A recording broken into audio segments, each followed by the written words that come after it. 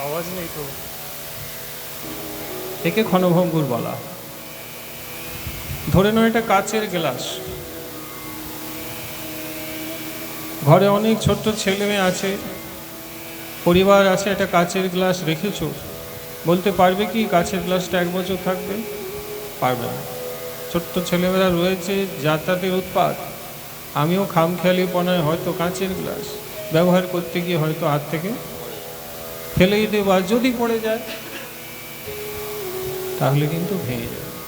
আমাদের শরীরটা এই প্রকার, মায়ার জগতে মায়ার খেলায় মেতে গিয়েছি, আমি আমার নিয়ে ভালোই আছি,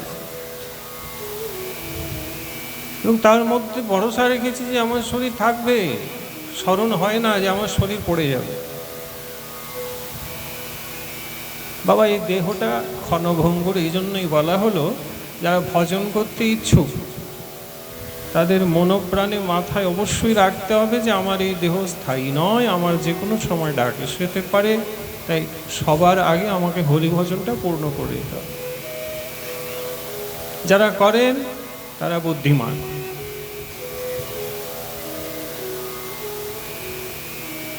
শুধু ভক্তমণ্ডলী একবার বিচার করে ধরুন, এইখানে যে বসে রয়েছেন, হঠাৎ করে ব্যাগটা হাতে দেখলেন, হায় সৎগুণ, আমার মোবাইলটা কোথায় গেল?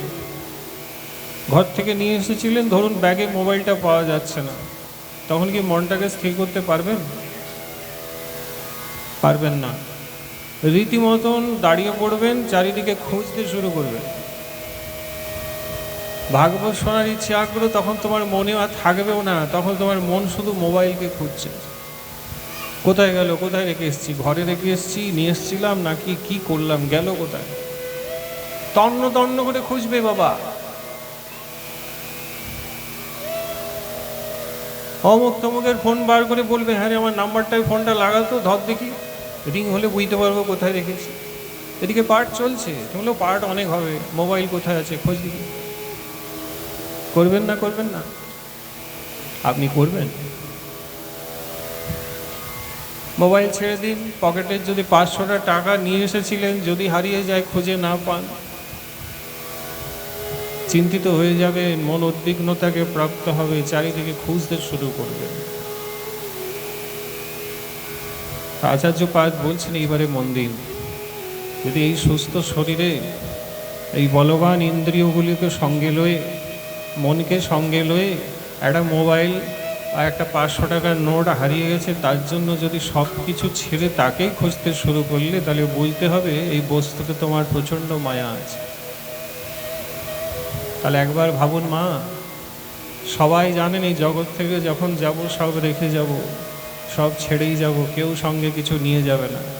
এখন যদি 500 টাকা নোট আর একটা মোবাইল হারিয়ে গেছে জন্য এত বিচলিত হয়ে যাচ্ছ, তাহলে যখন ছেড়ে সব যাবে, সব রেখে যখন জগৎ ছেড়ে যাবে বন্ধু, তাহলে তখন কি মনটা হরিতে থাকবে, সাধু চরণে থাকবে, হরিনামে থাকবে? এখনই তো 500 টাকায় আছে, মোবাইলে আছে, তাহলে যাবার বেলায় এই ছেলে পুলে, নাতি পুতি, ঘর সংসার, দুয়ার, জায়গা জমি, চাকরি বাকরি, স্বামী,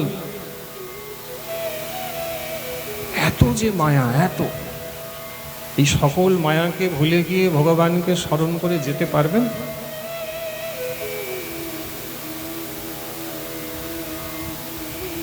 এই জন্য আমাদের আচার্য বলছেন, এই বর্তমানে মনের অবস্থা বুঝে আগামীতে মৃত্যু সময়ে তোমার মনস্থিতি কি হবে সেটা একটু পরীক্ষা করে বুঝে নিও। আমার কথা আগেই বলে দিই, আমি তো ভগবত চিন্তন করতেই পারবো না, কারণ আমাকে প্রচণ্ড পরিমাণে মায়া ধরেছে। আমার প্রভু বলতেন, তুমি ভজন করতে চাও? আমি বললাম হ্যাঁ।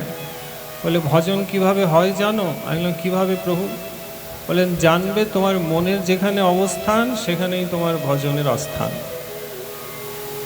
মানে তোমার মন যা চিন্তা করছে তুমি জানবে, সেটাই তোমার ভজন।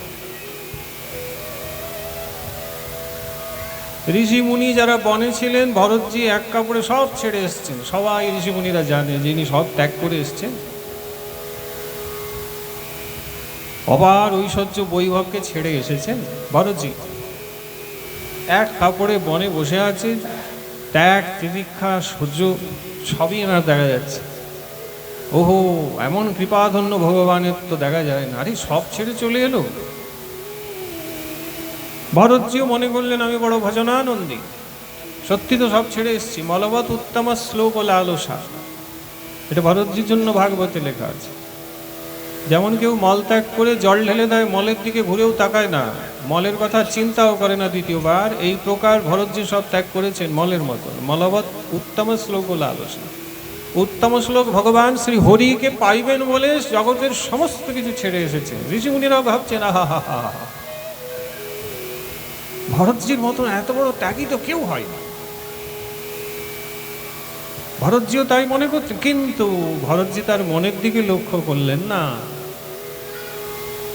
তিনি যদি লক্ষ্য করতেন একবার নিজের মনের দিকে, যে হায় সর্বনাশ, আমি সব ছেড়ে হরিভজন করতে যদি বনে এসেছি, আমার মনটা তো হরিণে আছে, আমার মনটা তো হরিচরণে নেই।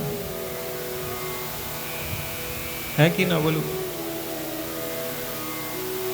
মনটা ভরতের হরিণের চরণেই ছিল, হরিণের সেবা শুশ্রূষাতেই ছিল, তেনার মন কিন্তু শ্রী হরির চরণে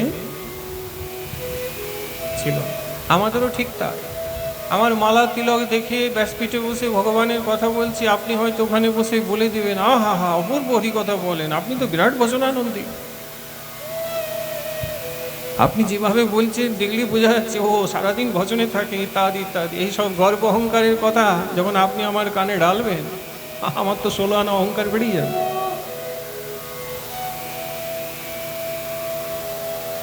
তারপরে যদি নিজেও ভাবতে লাগে বা আমি তো বড় ভজনানন্দী, ভজনশীল, সবাই আমার ভজনের মহিমা গাইছে ইত্যাদি, কিন্তু আমাকে তখন দেখতে হবে মা যে আমার মনটা সারাদিন কোথায় থাকে। মনটা কোনো হরিণে নেই তো। ভরতজি শুধু হরিণে ছিল বন্ধু, ভাগবত প্রমাণ। তাতেই তিনি মরে গিয়ে কিন্তু হরিণ হলেন, হরিচরণে যেতে পেরেছেন। বলেন পেরেছেন? আমাদেরকে শিক্ষা দিয়ে গেল, সব ছেড়ে এলাম কিন্তু হরিণের মায়া ছাড়তে পারিনি, তাই হরিণ হয়ে গেল। এইবারে বিচার আমার প্রভু বললেন, বাবু তোমার মনটা যেখানে রয়েছে তুমি জানবে সেখানে তোমার ভজন রয়েছে।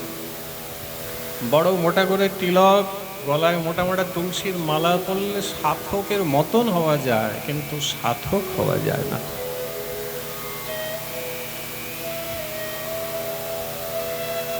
ভাগবতের শ্লোক মুখস্থ করে মন যদি সেগুলি আবৃত্তি না করে, তো এই শ্লোক মুখস্থের কোনো দাম পাওয়া যায় না। বাবা এগুলো বন্ধ করবে, বাজনা মোবাইল টোবাইল সব বন্ধ রাখুন, আর দয়া করে স্থিরভাবে বসুন।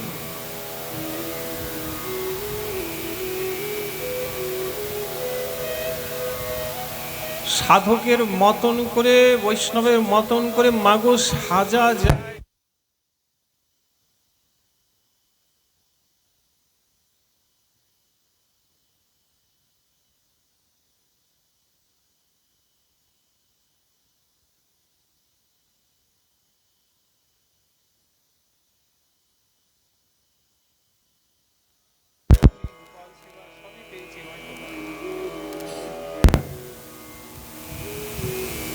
কিন্তু মনের দিকে বোধ করি আমরা লক্ষ্য রাখিনি। এই জন্য যারা ভজন করতে চায় তাদের সবার ওপরে মনের দিকে লক্ষ্য রাখতে হবে। মানে নিজের বিবেককে প্রশ্ন করবে যে সারাদিন তোর অবস্থান কোথায় হয়। নিজের মনকে জিজ্ঞাসা করবে, উত্তর তুমি পাবে, সঙ্গে সঙ্গে পাবে, যে সারাদিন তুই কোথায় থাকিস।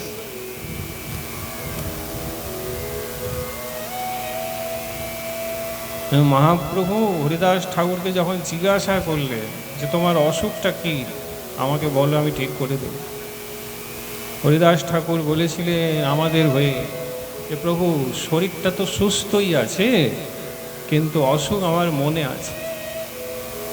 সুস্থ শরীর হয় অসুস্থ বুদ্ধিমন। প্রভু কহে হরিদাস কহত করিয়া কোন রোগ হইয়াছে করিয়া নির্ণয়। হরিদাস কহে প্রভু সুস্থ শরীর, এই সুস্থ অসুস্থ শরীর, রাধেশ্যাম, সুস্থ শরীর অসুস্থ মোর বুদ্ধিমন। প্রভু সুস্থ শরীরটা আছে, কিন্তু মনটা অসুস্থ আছে। তাই বন্ধু, সেজে উঠলে বৈষ্ণবের মতন লাভের লাভ ভরতজির হয়নি, আপনার আমারও হবে না। লক্ষ্য রাখবেন মনটা কোথায় আছে। এখন যদি নাতিপুতি ঘর সংসারে আছে, এখন তো আছে, তাহলে এখনই যদি মৃত্যু হয় তাহলে কি হরিচরণে যাবে, রাধারানী চরণে যাবে নাকি? কখনোই যাবে না। তাই সাধন করতে করতে কতখানি মনটা মার্জিত হলো, কতখানি মায়ার আবর্জনাকে ফেলতে পেরেছো, এটা একটু বিচার করে দেখ। আর প্রভু বলছেন, যদি ঠিক মতন সাধনার পথে থাকো তাহলে এই জগতের মায়া তোমার আস্তে আস্তে চলে যাবে। কারণ শাস্ত্র দেখাচ্ছেন যে মায়াকে ছাড়া তো অসম্ভব ব্যাপার। গীতায় বললেন মম মায়া দূরত্বয়া। ভগবান বলছেন আমার মায়া অত্যন্ত দুস্তর, মানে কি জয় করা যায় না। তাহলে এই মায়াকে জয় করবেন কি করে? মায়া থাকলে তো মায়াপতি হবে না। মায়াকে জয় করার উপায়টাও শুনে নিন। মায়াকে জয় করার উপায় বলছেন হরিভজন। কবিরাজ গোস্বামীর বাণী, তাহে গুরু ভজে করে কৃষ্ণের সেবন, মায়াজাল ছুটে পায় কৃষ্ণের চরণ। কেউ যদি গুরুদেবের আদেশ মতন ভজন আদি করেন এবং কৃষ্ণ সেবা করেন, আচার্যের বাণী, তখন মায়ার এই জালটা ছেড়ে যাবে। তাহলে মায়াকে জয় করার জন্য আমাকে ভজন করতেই হবে, এছাড়া হবে না। তাহলে এই প্রকার যারা দীক্ষা নিয়ে ভজন করছেন, তাহলে প্রমাণিত হলো যে তাদের আস্তে আস্তে আস্তে আস্তে কি হবে, এই মায়ার আবরণটা ছিঁড়ে যাবে, চলে যাবে, খসে যাবে, পড়ে যাবে, বিসর্জন হয়ে যাবে। তাহলে ভজনে থাকতে থাকতে পরীক্ষা করবে কতটা এগিয়েছি, মানে কত মায়া ছেড়েছে, নাকি ভজন করতে গিয়ে মায়া আরো বেড়েছে। দীক্ষার পরে যদি মায়া বেড়ে যায়, মানে সম্বন্ধ আত্মীয় কুটুমটা আরো যদি বাড়ছে, জায়গা জমি ইত্যাদির সকল আবর্জনাটা যেন আরো বেশি করে মনে ঢুকছে, তাহলে জানবেন দীক্ষার পরে কোনো মহৎ অপরাধ হয়েছে। না হলে দীক্ষার পরে ভজন এগুলো অবশ্যই কমে যাবে, কমবে। ভরতজি তার ভুল বুঝলেন, হরিণ হলেন, অনুসূচনা হলো, অনুতপ্ত হলেন, তাড়াতাড়ি হরিণের দেহ ছাড়লেন, সাধু সঙ্গে থাকলেন, জাতিস্মর ছিলেন। তারপরে তো জড় ভরত হয়ে গেলেন। এবারে মায়াটা কেমন করে ছাড়ছে দেখো। জাতিস্মর হয়ে যখন আবার জড় ভরত হয়ে গেলেন, তখন ভাইরা কি তাকে সম্মান করেছিল? দুমুটো ঠিক মতন খেতে দিত, সেবা শুশ্রূষা করত? তাহলে যে ভাইরা ঘরে ছিল তারা কিন্তু ওকে সম্মান করছে না। এটা কি বলে? এই যে মায়াটা ছাড়ছে, এটা ভজনের লক্ষণ।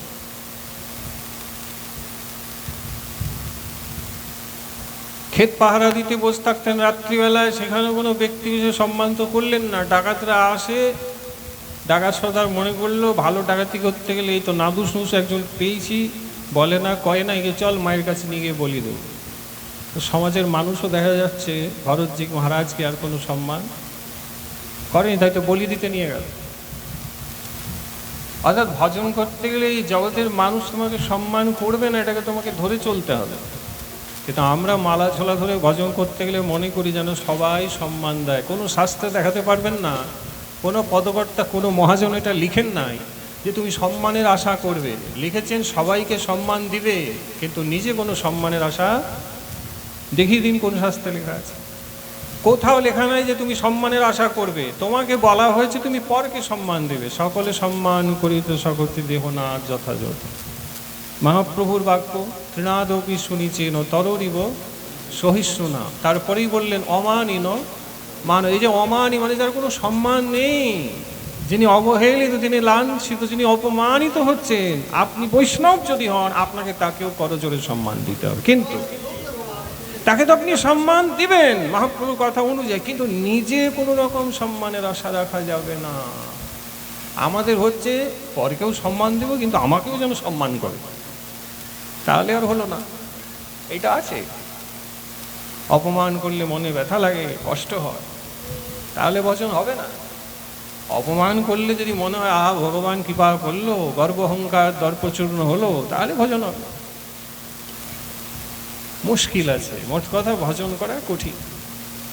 মহাপ্রভু শেখানোর পথে তো আমরা চলতে পারি না।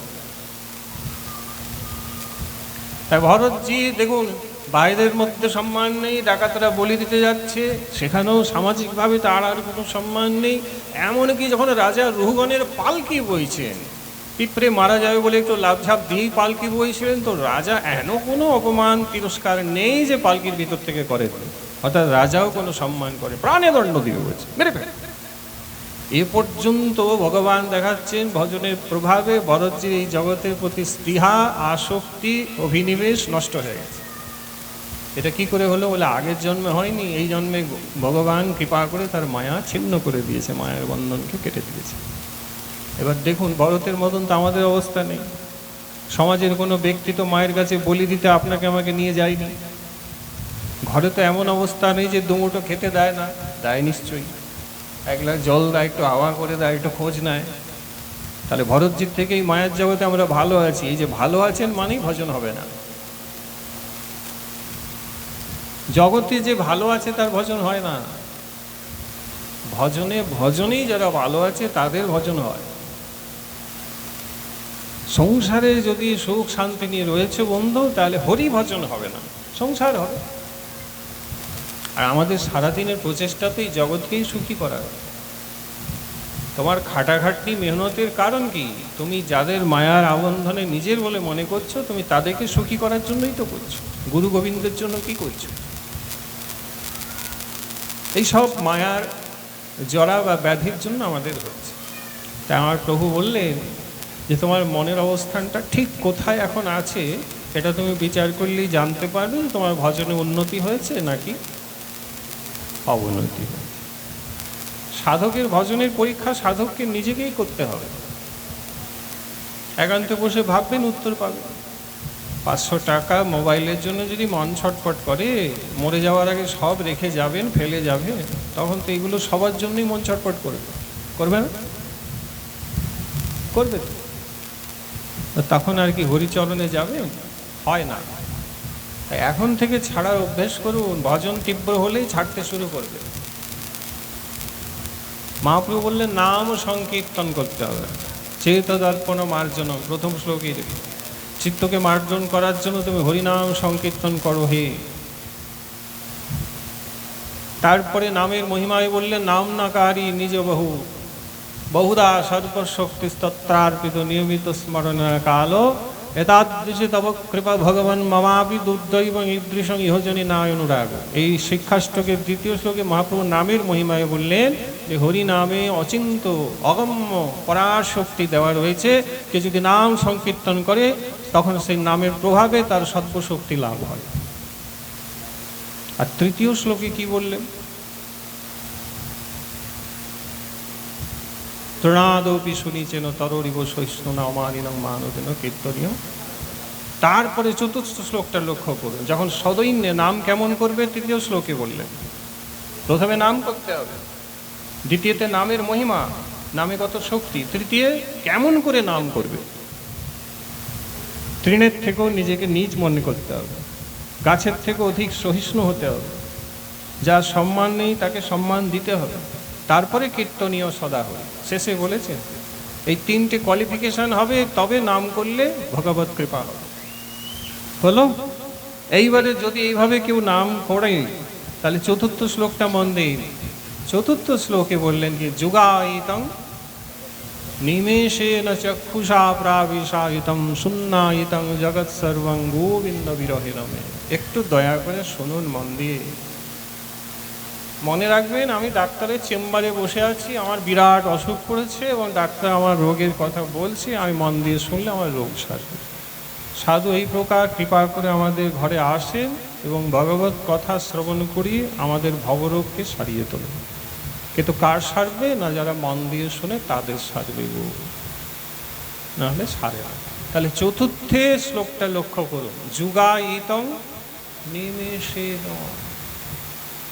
যাকে এক নিমিষ না দেখলে মনে হয় রাধারানী যেন বলছে এক যুগ হয়ে গেল রে সখী, তাকে দেখি নাই।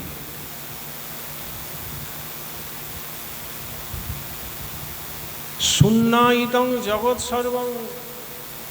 শ্রী গোবিন্দ ছাড়া আমাকে জগৎটা যেন শূন্য বলে মনে হচ্ছে রে, জগৎটা যেন খাঁ খাঁ করছে, যেন কুমিরের মতন আমাকে খাপছে ধরে মেরে ফেলবে বলে মনে হচ্ছে রে, জগৎটা আমার একদম ভালো লাগছে না। গোবিন্দ ছাড়া যেন জগৎটা অন্ধকার, জগৎ শূন্য বলে মনে হচ্ছে। এই দেখো, চতুর্থে যখন কেউ অবিশ্রান্ত নাম করবে, নাম ভগবানের কৃপা হবে, তো রাধারানী এখানে বলে দিলে তার ক্ষেত্রে কিন্তু জগৎটা শূন্য বলে মনে হবে। জগৎ জাগতিক বিষয়াদি তাকে আর মোটেই ভালো লাগবে না। এবারে দেখুন এই অবস্থা আপনার হয়েছে কি? এখন যদি আমি বলি মা আজকে সাধুর সঙ্গে হরিকথা আছে, আসবে তো? তো উনি তো কাজের দোহাই দিবে, মানে জগতের একটা কাজ দেখিয়ে বলবে না না জগতের ওই কাজটা আছে তো, তাই আজকে আমি যেতে পারছি না। তাহলে জগৎ কি তার শূন্য হয়েছে? এই প্রশ্নগুলো নিজেকে করবে। আমরা তো শুধু রাখছি আপনার সামনে। যদি এই অবস্থা হয় বন্ধু, তাহলে এই জীবনে গোবিন্দচরণ পাবেন না, দেরি আছে।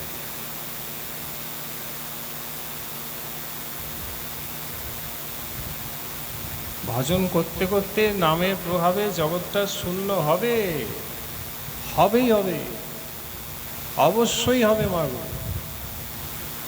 তাহলে জানবে ভজনে উন্নতি হচ্ছে। আর যদি হয়নি, আরও বাড়ছে, সংসার বড় হচ্ছে, তাহলে ভজনে অবনতি হচ্ছে বলে জানবে।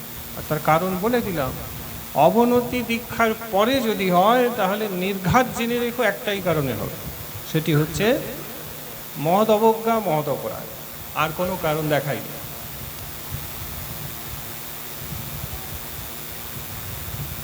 এইবারে আসল কথায় আছে, এটা তো বুঝলেন। তাহলে বুঝতে পারলাম মনস্থিতি যেখানে ভজন সেখানে, তাই তো? নামে কেমন করে মহাপুরুষ সুন্দর করে ছকটা বুঝিয়েছেন, বুঝতে পারলাম। এখন মনের অবস্থান যেমন মরার সময় মনের অবস্থানটা ঠিক তেমনই হবে। আর মরার তো আর দিনক্ষণ ঠিক নাই যে আমি 30 বছর পর মরবো। হ্যাঁ, হয়তো 1 ঘন্টা পরেই মৃত্যু আছে। কালকে যখন শুয়ে আছি মোবাইলে দেখলাম উত্তরবঙ্গে ভূমিকম্প হয়েছে, ওই 10টা 10:30টার সময় মোবাইলে সব দেখায়, তারা ফেসবুকে লিখছে আরে আমাদের এখানে ভূমিকম্প হয়ে গেল। তা আমি ভাবলাম ওখানে হয়ে গেল, কি মরলো বাঁচলো জানি না, ওখানে হলো এখানেও হতে পারে। আর ভূমিকম্প হলে বাবা 5-6 সেকেন্ডের বেশি টাইম লাগে না, পালাবার জায়গা খুঁজে পাবেন না। লোক বলে ঘরে নিরাপত্তা আছে, ঘরে থাকো, ভূমিকম্প হলে ঘর ছেড়েই রাস্তায় বেরোতে হয়। ভূমিকম্প হলে ঘরে কোনো নিরাপত্তা নেই। সে তো ভাগ্য ভালো, করোনার সময় 2-2.5 বছর করোনা এসেছিল, সেই করোনায় সরকার বলল ঘরের বাইরে বেরোনো যাবে না। ভাবুন, ঘরের বাইরে বেরোনো যাবে না, করোনা মহাশয় এসছে, ওই সময় যদি ভগবানের আরেকটা কৃপা ভূমিকম্প এসে যেত, তখন তো ঘরের বাইরেই বেরোতে হবে। কোথায় যাবেন? ভগবান কৃপা করলো, করোনাকেও ঘরে ঢুকতে দিল না, করুণা করে ভূমিকম্পও দিল না, আপনি আমি সবাই সুস্থ রয়েছি। কেন? ভগবান বলছে এদেরকে একটা ভজনের সুযোগ দিতে হবে। তাই করোনা তো আপনাকে আমাকে মারে নাই, ভূমিকম্প মারে নাই, তবে বাবা তখন মারে নাই, কিন্তু যে কোনো মুহূর্তে মেরে দিবেন। তাই অহংকার কিছুতেই করতে যেও না। একদিন সবাইকে ছবি হতে হবে, এই ছবি হতেই হবে। কিন্তু ছবি হবে এবার আসল কথা, ছবি তো আমরাও হবো মাগো। আমাদেরও মনে প্রাণে লোভ হয়, কি লোভ হয় জানো? যে এরকম ছবি তো আমিও হব জানি, কিন্তু এই ছবি হওয়ার পরে আমার ছেলেমেয়েরাও আমাকে নিয়ে সাধুর সঙ্গে এরকম গোবিন্দ কথা করাবে তো? বলুন, চোখে জল এসে যাবে। আমি চলে যাওয়ার পরে আমার সন্তান, যাদেরকে আমি মানুষ করলাম, তাদেরকে ধর্মপথটা আমি দেখাতে পেরেছি তো? হরিভজনের সাধনের কুশল পথটা দেখাতে পেরেছি তো? যদি পেরেছি, তাহলে শ্রবণ কুমারের মতন আমি চলে গেলে এরকমই সাধুদেরকে লই আমাকে নিয়ে একটা ভগবত কৃপার অনুষ্ঠান, হরিকথার অনুষ্ঠান হয়ে যাবে। ব্যবস্থা আছে তো তোমার? বাড়িতে যারা তাদেরকে এই শিক্ষায় শিক্ষিত করেছো তো? করতে হবে,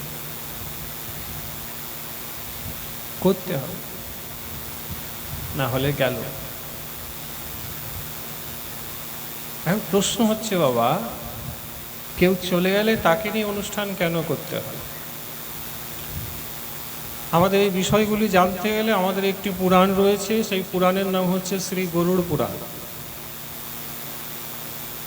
গরুর পুরাণে মনুষ্য দেহধারী মৃত্যু লাভ করার পরে তার কি অবস্থা হয়, কোথায় যায়, তাকে নিয়ে কেমন করে শ্রাদ্ধাদি অনুষ্ঠান করতে হয়, কেমন করে করতে নেই, কি করতে হয় কি করতে নেই, সমস্ত গরুর পুরাণে লেখা আছে।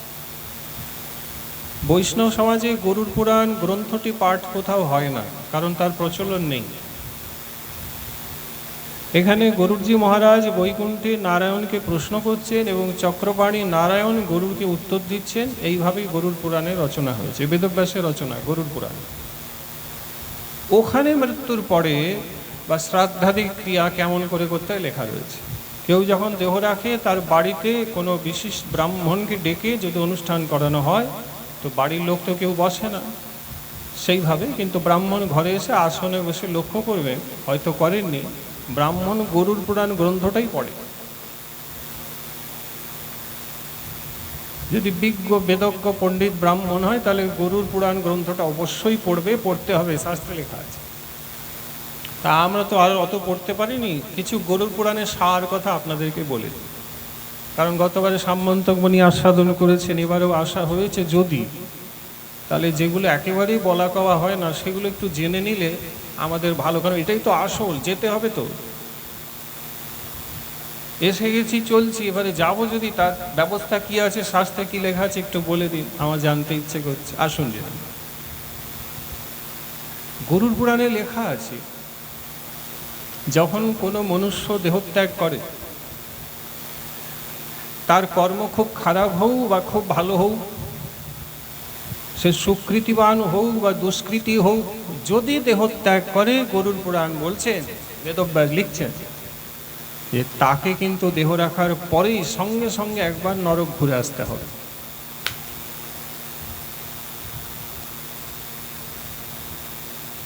এখানে কিন্তু ভক্তকে বাদ দেওয়া হয়েছে, প্রেম সে বলি, কথাটা বুঝতে পারছি। ভক্ত নরকে যাবে না। কারা যাবে? যারা অভক্ত সাধারণ মানুষ, ভজন আদি করে নাই, তাদেরকে অবশ্যই দেহ রেখে প্রথমেই কোথায় যেতে হবে? নরক ঘুরে আসতেই হবে। কেন? গরুজি বলছে, কেন প্রভু নরকে কেন ঘুরতে হবে? বলে, নরকে চিত্রগুপ্ত যে হিসেব নিয়ে বসে আছে, ওর কাছে ওই আত্মাকে হাজিরা দিতে হবে। হুজুর, আমি শরীর পেয়ে জগতে ছিলাম, আজকে আমার শরীর ছাড়া হয়ে গেছে, সেটা আপনাকে আমি জানাতে এসেছি। তখন চিত্রগুপ্ত যে ফদ্দ খাতা নিয়ে বসে আছে, তিনি হিসেব করবেন, অমুক ব্যক্তি অমুক বাড়িতে এই গোত্র নিয়ে ছিলেন, আজকে এই সময় এসেছে, তার দেহ ছাড়া হয়ে গেছে। সেই জানিয়েই সেই আত্মা যে দেহ ঘর থেকে ছেড়েছে, মনের গতিতে আবার সুতীব্র বেগে আবার ওই ঘরে ফিরে আসে। বলে, যাওয়াটা কেমন? বলে, মনের গতি যেমন সেই রকম যাওয়া।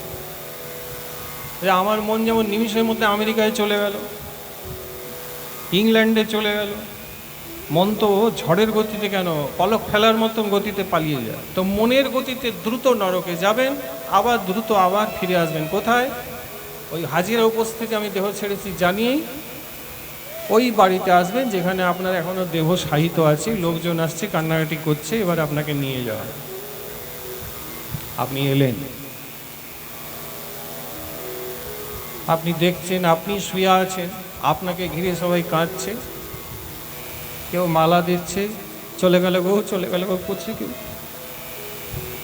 তুমি অবাক হয়ে দেখছো, তুমি এখন আত্মা, তুমি চিৎকার করলেও তোমার কথা কেউ শুনতে পাবে না, তোমার শরীর নাই, তুমি বাড়িতেই আছো, ফিরে এসছো।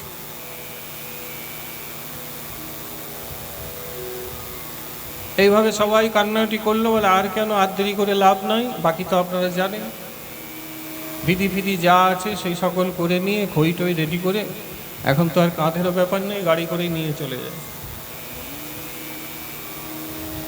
আমাদের শাস্ত্রে কাঠের ব্যাপার ছিল, এখন তো ইলেকট্রিক চুল্লি হয়ে গেছে। ইলেকট্রিক চুল্লির কোনো শুদ্ধতা নেই, কালের প্রভাবে আরও অনেক কিছু দেখতে পাবে। গ্রামে এখনও তবু বোধহয় কাঠফাট আছে নাকি? হ্যাঁ, শহর এলাকায় সব ইলেকট্রিক চুল্লি হয়ে গেছে, ওর শুদ্ধতা কিছু নেই। যা করার সব কিছু করে দিন, মাঝে শেষে কিছু করতে পারবেন না, তাই কি? ওই দিয়ে দিলেন, এবারে ওটা ঢুকিয়ে দিলেন, মাঝে শেষেও যে ক্রিয়া থাকে চন্দন কাঠ দিতে হয়, গঙ্গা জল দিতে হয়, ঘৃত আদি দান করতে হয়, মন্ত্র ও কিচ্ছু নয়, সব ঢেলে দিয়ে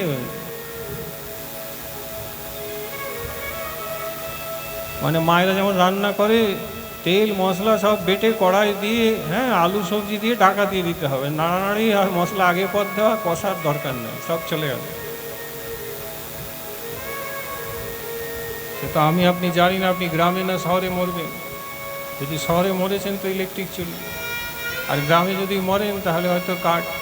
আর যদি ভক্ত বাড়ি ভক্ত হয়ে চলে যান তাহলে 5 জন ভক্ত হরিনাম করে ভগবানের নাম করে গলায় শুকনো তুলসী বুকে দিয়ে সাধুগুরু বৈষ্ণবের আনন্দে আপনার মহোৎসব করে চলে যাওয়া হবে। তাই তাড়াতাড়ি করুন বাবা, তাড়াতাড়ি সংসারে সব কাজ করছে, কিন্তু ভজনের কাজটা তাড়াতাড়ি সারুন, এই সুযোগ হয়তো আর পাবেন না, আর পাবেন না বন্ধু। এখনই অনেক রোগ শোক এসে গেছে, প্রেশার উঠানামা করছে, সুগার বেড়ে গেছে, চোখে কম দেখতে পাচ্ছে। আর কতদিন এই ইন্দ্রিয়গুলিকে তৃপ্ত করবেন? আমাদের কাজ তো একটাই, নিজের ইন্দ্রিয়গুলোকে তৃপ্তি করা। কাম, ক্রোধ, লোভ, মোহ, মদ, মাৎসর্য, চক্ষু, কর্ণ, নাসা, জিহ্বা, ত্বক, এগুলো আনন্দ দিতে সারা জীবন চলে যাচ্ছে। চোখ যা দেখতে চায় তাকে দেখাচ্ছি, রসনা যা খেতে চায় তাকে খাওয়াচ্ছি, নাসিকা যা আঘ্রাণ করতে চায় তাকে সেই আঘ্রাণে দিচ্ছি। বাবা, এটা কিন্তু সাধকের জীবন নয়। আর আচার্য বলছে তুমি বলতে হবে বাবু, গুরুদেব যাকে সামনে দেখছেন আপনি, সিদ্ধ মহাত্মা, গ্যাজেটেড অফিসার ছিলেন, ভাগবতে রাসের উপরে পিএইচডি করেছেন ইনি। আন্দাজ করুন আপনি, ভগবানের সর্বলীলা মুকুটমণি যে রাসলীলা হয় সবাই জানে, সেই রাসলীলা বৃন্দাবনে থেকে পিএইচডি করেছেন, মানে গহন রিসার্চ করেছেন ভগবানের রাসলীলা। মানে এনার জাগতিক পড়াশোনাটাও ভগবানের রাসলীলা নিয়ে হয়েছে, সংসার নিয়ে পড়াশোনাও করেন না। আপনার সম্মুখে রয়েছে, নিজের গুরু বলে বলছি না, ইহা সত্য কথা তোমাদের সামনে বলছি।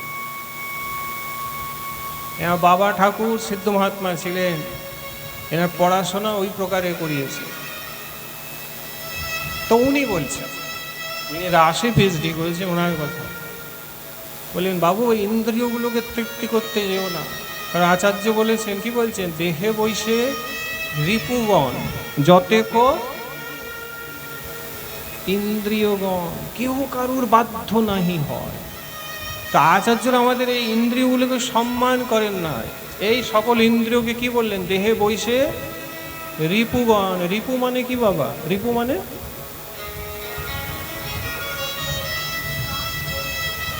রিপু মানে কি? হ্যাঁ বাবা, সে তো ব্যাখ্যা হয়ে গেল। রিপু শব্দের অর্থ কি? রয় হর্ষই পয় হর্ষ, রিপু মানে কি? হ্যাঁ, রিপু মানে শত্রু হয়। তাহলে তুমি বাইরে শত্রু খুঁজছো, তুমি মনে করছো 5 বছর আগেও আমার সাথে শত্রুতা করেছো, ওকে খুব ভালো করে চিনি। আরে বন্ধু, তুমি একজন সাধক হয়েছো, উনি তোমার শত্রু নয়। তোমার শত্রু তো তোমার শরীরের ভিতরে বসে আছে, দেহে বসে। রিপু,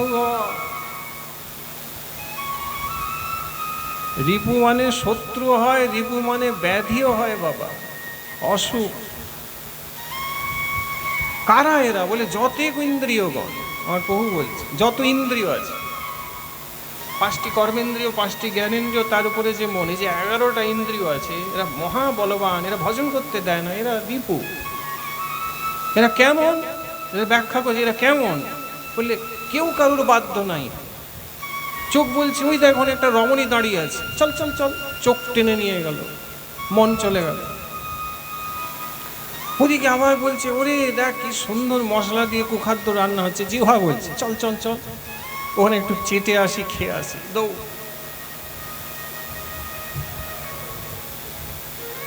হাত দুটি বলছে, ওফ কতদিন হয়ে গেল সেই জায়গায় যায়নি, মানে অপবিত্র বস্তুকে হাত দিনি, চল না একটু হাত দিই, আমারও ভাল লাগছে না। হাত চললো, মন নিয়ে চললো। শরীর বলছে আরে এখানে আর থাকলে হবে, সবাই তো সেই কাজটা করছে, খারাপ কাজটা, আরে চল না একবার ওখানে যাই, ওই বাড়িতে খারাপ কাজটা করে আছে, চল। বাবা এরা কেউ কারোর বাধ্য নেই, একই সময় সবাই টান দিচ্ছে।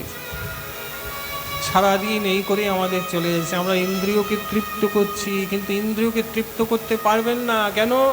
বলে যে সুন্দর চোখ, যে সুন্দর নাক, যে সুন্দর হাত পা নিয়ে এসেছিলেন, 60-এর পর এগুলো আর সুন্দর থাকে? 60 বছর বয়সে চোখে ভালো দেখতে পাই না, শুঁকলেও যেন মনে হয় শোঁকা হচ্ছে না, সেই আঘ্রাণ শক্তি আর আগের মতন। হাত যেন উঁচু করতে পারি না, ছাতিতে ব্যথা লাগে, গ্যালাসটা ধরতে গেলে হাতটা ঠক ঠক ঠক ঠক ঠক ঠক করে কাঁপে, আর সে হাত নেই।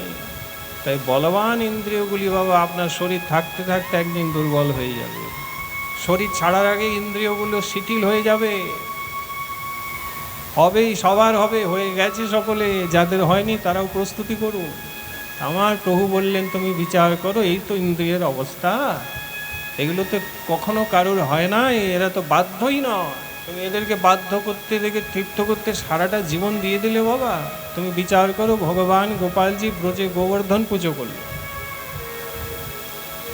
ইন্দ্রের পুজো বন্ধ করলো, গিরিরাজের পুজো ভগবান শুরু করলেন। তা ইন্দ্রের পুজো বন্ধ করলে অর্থ কি? আমার প্রভু বলছেন, ভগবান আমাদের ইঙ্গিত করছেন ব্রজবাসীর মতন করে, যে তোমরা জীব আমাকে যদি পেতে চাও, তোমরা তাহলে ইন্দ্রিয়ের পুজো করো না। ইন্দ্রিয় মানে ওই যা বললাম 11টি, ওদের পুজো করো না।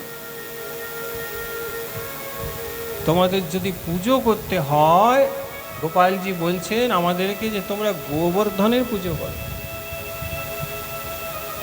এখানে গো মানে গোপাল, গো মানে গোবিন্দ, গো মানে গোকুলানন্দ, গো মানে গোপীনাথ। অর্থাৎ কৃষ্ণ বলছেন আমি যে সাক্ষাৎ গিরিরাজের স্বরূপ, আমি যে গোপাল গোবিন্দ, আমি যে গোকুলানন্দ, সেই গো বর্ধন, বর্ধন মানে বাড়ে। যদি আমার পুজো তুমি করো ইন্দ্রিয়ের দ্বারা, তাহলে কি হবে? বাড়বে। বললে কি বাড়বে? বলে আমাতে ভক্তি বাড়বে। তুমি ইন্দ্রিয়ের পুজো করো না, দেখো না এই ভাগবত শোনো নাই যে আমি ইন্দ্রিয়ের পুজো বন্ধ করেছি। তিনি ইন্দ্রিয়ের পুজো কি বন্ধ করেন নাই? তো ওই তো আপনাকে ঘুরিয়ে ধরতে হবে। ইন্দ্রিয়ের পুজো মানে কি? আমাদের তোরা ইন্দ্রিয়ের পুজো করিস না, কাম ক্রোধ লোভ মাল লালস এগুলো কিছু দৌড় দিস না, চক্ষু কর্ণ নাসা জিহ্বা ত্বক এদের কথায় নাচিস না রে। ওরে মন তুই স্থির হ, ওরে মন তুই হরিপাদ পদ্মকে চিন্তন কর, ওরে মন আর কতদিন অসুস্থ থাকবি, ওরে মন নামকে স্মরণ কর, ওরে মন গুরুদেবের পাদ পদ্ম চিন্তন কর। শিক্ষিত করতে হবে মনকে। মন অসুস্থ আছে, শরীরে না। হরিদাস ঠাকুর বলছে মনে অসুখ করে গেছে, আপনি বুঝতে পারছেন না। আমরা সবাই এখানে অসুস্থ, ভজন নেই, স্মরণ নেই, কিচ্ছু নেই, অসুস্থ। শরীর শরীর করছে, আরে মনটাই তো অসুস্থ। আত্মার কথা উল্লেখ করলাম, শরীর ছেড়ে যখন আত্মা সরে যায়, আত্মাই কিন্তু জানবে 4টি সূক্ষ্ম তত্ত্ব সঙ্গে করে যায়, চিত্ত, মন, বুদ্ধি এবং অহংকার। এই 4টি এখনো আপনার সঙ্গে রয়েছে, এটা আত্মায় সঙ্গে যাবে। মনটা আত্মার সঙ্গে যায়। এখন যেমন মন আছে, পরবর্তী আত্মা যখন নূতন দেহ পাবে তখন ওই রকম মন নিয়েই জন্মাবে।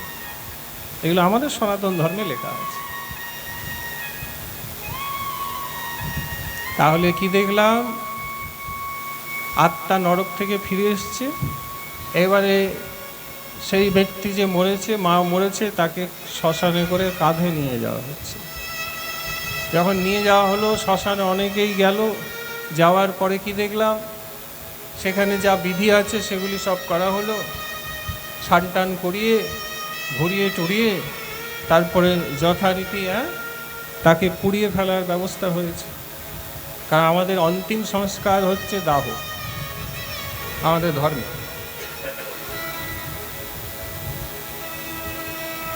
দাহটা শ্রেষ্ঠ ভাবা। দাহ করতে হয়, মাটি দিতে নাই। কোনো সিদ্ধ মহাত্মা যদি হয়, কোনো যদি বিশেষ মহাপুরুষ হয়, যেটা এই জগতে এখন প্রায় ব্যতিক্রম। তাদের ক্ষেত্রে মাটি দেওয়া হলেও হতে পারে, কিন্তু মনে রাখবেন 99% বৈষ্ণব উচ্চকোটি সাধক যিনি হন, তার যদি বিশুদ্ধ অন্তিম সংস্কার, যেটা শেষ, যার শেষ ভালো তার, সেটা যদি আপনি ভালো করতে চান, তার, তিনি তো দেহ রাখলেন, বলার অবস্থায় তিনি নেই, আপনি রয়েছেন, তাহলে দাহ করবেন। আমার প্রভু দেহ রাখার পূর্বে অপ্রাকৃত শরীর নিকুঞ্জে প্রবেশ করলেন, যদি তিনি উল্লেখ করেছিলেন আমার দেহকে কদাপি মাটি দিবে না, দাহ করবে। আমার প্রভু দাহ করা হয়েছে, এটা নিয়ম। আপনি ব্রজে চলে যান, এই 7 দিন আগে এক বিশিষ্ট মহাত্মা প্রাপ্তি হলেন চন্দ্র সরোবর গোবর্ধনে, নাম শ্রী জয়নিতাই বাবা, ভজনানন্দী মহাত্মা ছিলেন। তো যেই দেহ রাখলেন, এনাকে কি মাটি দেওয়া হলো না, দাহ করা হলো। ব্রজে চলে যান, দেখবেন সবাইকে যমুনার ধারে রাধাকুণ্ডে কি করা হচ্ছে, কি করা হচ্ছে, দাহ করা হয়। গ্রামে দেখা যায় অনেক ক্ষেত্রে অদ্ভুত বেশ কিছু মাটি দিয়ে দেয়, এটি শুদ্ধ সংস্কার হলো না। জবনদের ক্ষেত্রে, খ্রিস্টানদের ক্ষেত্রে মাটি দেওয়া হয়, কিন্তু সনাতন ধর্মে আগুনে দেওয়া হয়। কেন? আগুন সর্বাধিক পবিত্র। নামে যেমন নির্বিচারে সকলকেই কৃপা করার শক্তি আছে, তেমনি মনে রাখবে আগুন সর্বাধিক শুদ্ধ হয়। যত অপবিত্র দূষিত ব্যক্তি হোক না কেন, আগুনে পোড়ালেই তার শুদ্ধতা এসে যাবে। এটা বলতে হলো, কারণ অনেকেই ভুলটা করবেন হয়তো, মাটিতে না, একদম না, একেবারে না, লিখিতম করে নেবে, দাহ করবি আমাকে। প্রেম সে বলি, এসছি, প্রত্যেকটি মুহূর্ত আমাদের কাছে মূল্যবান। যখন এসেছি শাস্ত্রের কথাগুলো একটু জানিয়ে দিয়ে যায়, যতটুকু মানবেন ততই ভালো। এখন তো এই যুগে পাঠকরা শাস্ত্রের থেকে কিছু বলেই না, যদি বলতো তাহলে এই বিষয়ে আমরা অভিজ্ঞতা জানতাম, জানি না, এর কারণ ঠিক মতন বলা হচ্ছে না। আর আমাদের নিয়ম হচ্ছে, যখন যে বিষয়ে পাঠ হয়, যেমন এই মা রয়েছেন, কেন এনাকে অনুষ্ঠান হচ্ছে, কেন তুমি করবে, তোমার কি হবে, ইত্যাদিগুলো একটু জেনে। শ্মশানে যখন আগুনে দাহ করা হবে, আত্মা গিয়েছে, যাবে, আত্মা গিয়ে তখন ছটপট করছে, কাঁদছে, চিৎকার করে সবাইকে বলছে, হায় হায় হায়, আমার শরীরটা কেন পুড়িয়ে দিচ্ছ, আরে আরে আমি তো শরীরে ছিলাম, আরে আমার ব্যথা লাগবে, আমার জ্বালা, আমাকে আগুনে কেন, হায় হায়, দিও না দিও না দিও না দিও না দিও না। আত্মা চিৎকার করে বলতে থাকে, আমাকে আগুনে দিও না, কিন্তু যারা রয়েছে তারা তো আগুনে দিয়েই দেয়। কেন? বলে আত্মার চিৎকার, আত্মার কান্না আর কেউ শুনতে পায় না। বন্ধু, যতদিন শরীরে ছিলেন শুনেছি, শরীর ছাড়লে আর চিৎকার করলেও কেউ শুনতে পাবে না। তাই চিৎকার করে হরিনাম করুন, শরীর ছেড়ে গেলে কিচ্ছু করতে পারবেন না। বলে আমি চিৎকার করলাম, আমার কথা কেউ শুনলো না, হ্যাঁ, আমার সেই শরীর জায়গায় আমি কত যত্ন করি, কত ক্রিম মেখেছি, কত চিরুনি করেছি, কত নকশা নাটক করেছিলাম, যে শরীরটাকে হায় আগুনে ছাই করে দিল। বলে এ তো তেনার হয়েছে, এ তো তোমারও হবে, আমারও হবে, সবারই হবে। রাজার ছেলে দেখতে সুন্দর, মরলে তারও হবে। আর পথের ভিখারি দেখতে কুরুপা, তারও হবে। বাবা, হবে তো সবাই, পড়লে সব ছাই। ছাই দেখে বোঝা যাবে না এই রাজার ছেলে ছিল না পথের ভিখারি ছিল, মিলেমিশে একাকার। তাহলে আমাকে এই অহংকারটা করে লাভ নেই। বলে আমি খুব বললাম আমাকে পুড়াও না, আমাকে পুড়িয়ে দিল। পুড়িয়ে দেওয়ার পরে আত্মা ঘরে আসে, সবাই ফিরে এলো তো, ও ফিরে এলো, কোথাও যায়নি, ঘরেই আছে। এইবারে যদি ঘরে আছে, তাহলে আছে কেন, এই প্রশ্ন। গুরুজি বলছে, প্রভু আছে কেন? বলে কোথাও যাচ্ছে না। বলে যেতে বিলম্ব হয়, যাওয়ার একটা নির্ধারিত সময় আছে গরুর। বলে কতদিনের সময় আছে প্রভু? গরুর পুরাণে লেখা আছে, ভগবান বলছেন গরুর আত্মাকে আরেকটা দেহে স্থানান্তরিত হতে ওই বাড়িতে ও 13 দিন পর্যন্ত থাকবে। প্রেম সে বলল। এই জন্য আমাদের ধর্মে শ্রাদ্ধাদির কার্য 13 দিনে শুদ্ধ হয়।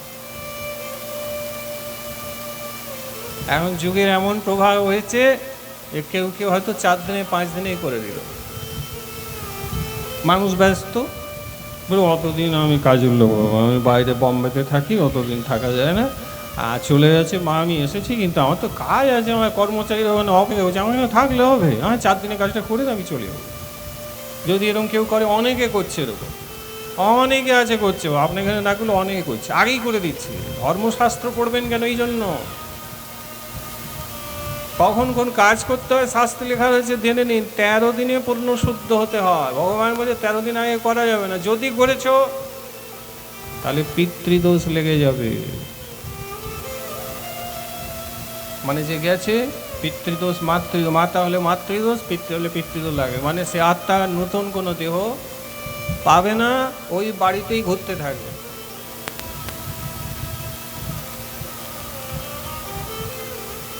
বলে ওই বাড়িতে ঘুরলে আমার কি হবে? বলে আপনার 3টে, চুপ করেন বাবা, আপনার 3টে ক্ষতি হবে। ভাগবত শাস্ত্র এবং গরুড় পুরাণে 3টে কি কি ক্ষতি দেখুন। যদি পিতৃদোষ লেগেছে, জানতে হবে তো আপনাকে যে লেগেছে, আমি বুঝবো কী করে? শুনুন, 3টে জিনিস থেকে বুঝতে পারবে।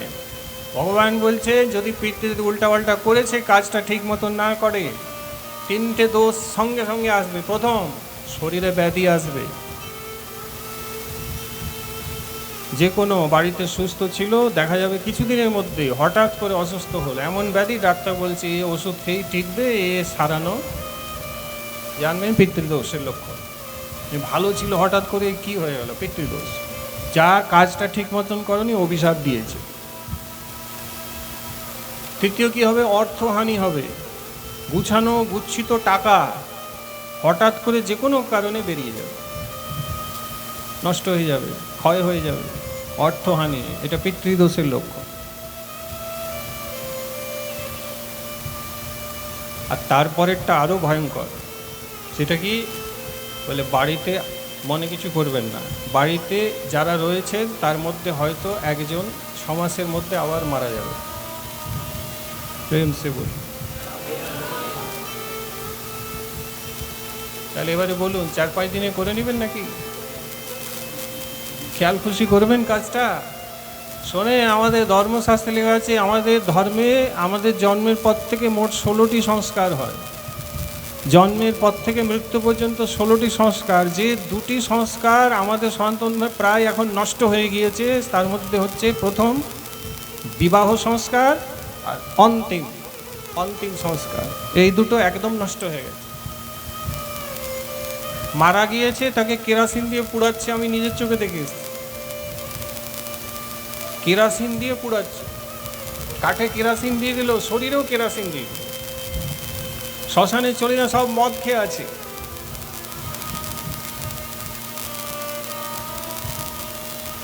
যারা গেছে তারাও মদ খেয়ে নিয়েছে, বিড়ি খাচ্ছে, মদ খাচ্ছে, গালাগালি পাচ্ছে।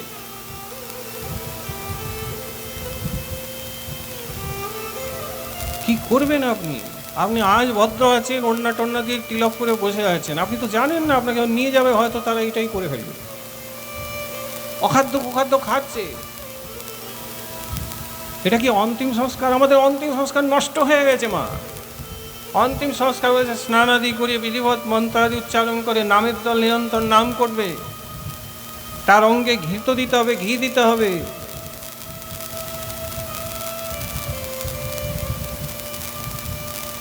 নাভির ওপর থেকে মস্তক পর্যন্ত ঘি দিতে হবে, চন্দন কাষ্ঠ দিতে হবে, বক্ষের শুষ্ক তুলসী কাষ্ঠ দিতে হবে, ইত্যাদি বিধি থাকবে। যিনি কার্যটি করবেন তিনি একজন শুদ্ধাচারী, ডোম হলেও শুদ্ধাচার থাকবে, তিনি মদ্যপান করবেন না। তিনি যে বিধিগুলি বলা হচ্ছে সেই বিধি অনুযায়ী করবেন। তিনি তো কিছুই করতে, এমনই কি গলার মালাটা পর্যন্ত বলবে খুলে দাও, নাহলে পোড়াবো না। জানেন না এগুলো? আমরা তো জানি বাবু। বলে দিবে যে না, মালা কেন রেখেছো? আমার এত পোড়াই, আমি রোজ পোড়াচ্ছি, মদ খেয়েছি বলে এই মালা বার করলে না, মালা রেখে পোড়াই। আতঙ্কে আপনি বলে খুলে দিয়ে, এবার খুলে দিলেন যে সারা জীবন সে ভজন করলো, তার সর্বনাশ করে দিলেন আপনি। এরকম তো আমাদেরও হতে পারে, তখন কী করবে?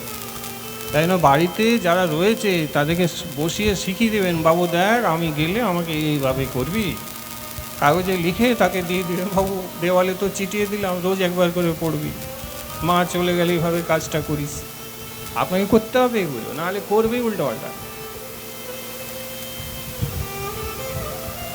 বৃন্দাবনের আমার সিদ্ধ মহাত্মা হয়েছেন, হ্যাঁ, তিনি যাওয়ার আগে সব লিখে দিয়ে গেছে যে আমায় চলে গেলে এইভাবে কাজ করবি। তাই জিজ্ঞাসা করেছে আপনি এগুলো লিখছেন কেন? বলে দেখ, অন্তিমটা যদি ভালো না হয় তাহলে রাধারানী আমাকে নিবে না, আর আমার তো নিজের বলতে কেউ নেই, আমি লিখে দিয়ে গেলাম যে এইভাবে কাজটা যেন করা হয়।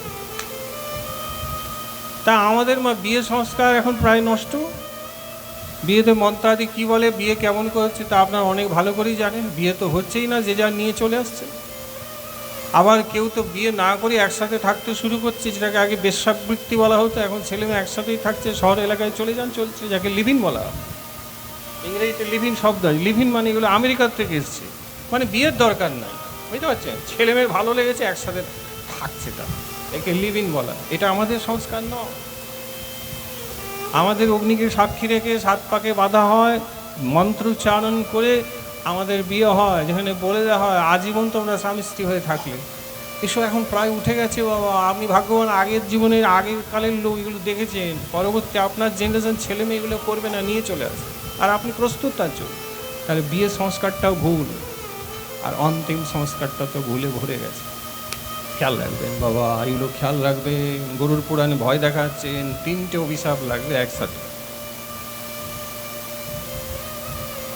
তাই 4 দিনে নয়, 6 দিনে নয়, আপনার খেয়াল খুশি মতন কাজ হবে না।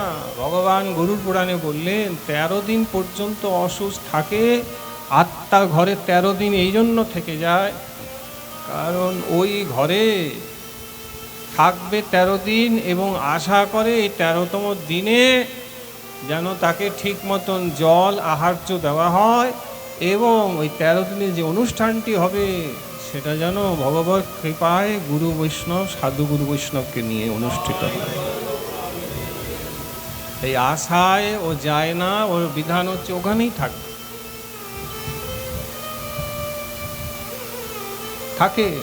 তাই না, ঘরটা দেখবেন একটা কেমন কেমন মনে হয় 13 দিন পরে। যখনই অনুষ্ঠান হয়ে যায় তারপরে যায়।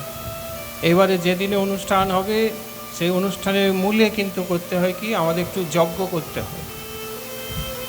আপনি বলবেন হায় সর্বনাশ, আমি বৈষ্ণব, আমি হরিনাম করব, আমি আগুন দিয়ে যজ্ঞ করব কেন? বলে কারণ আছে।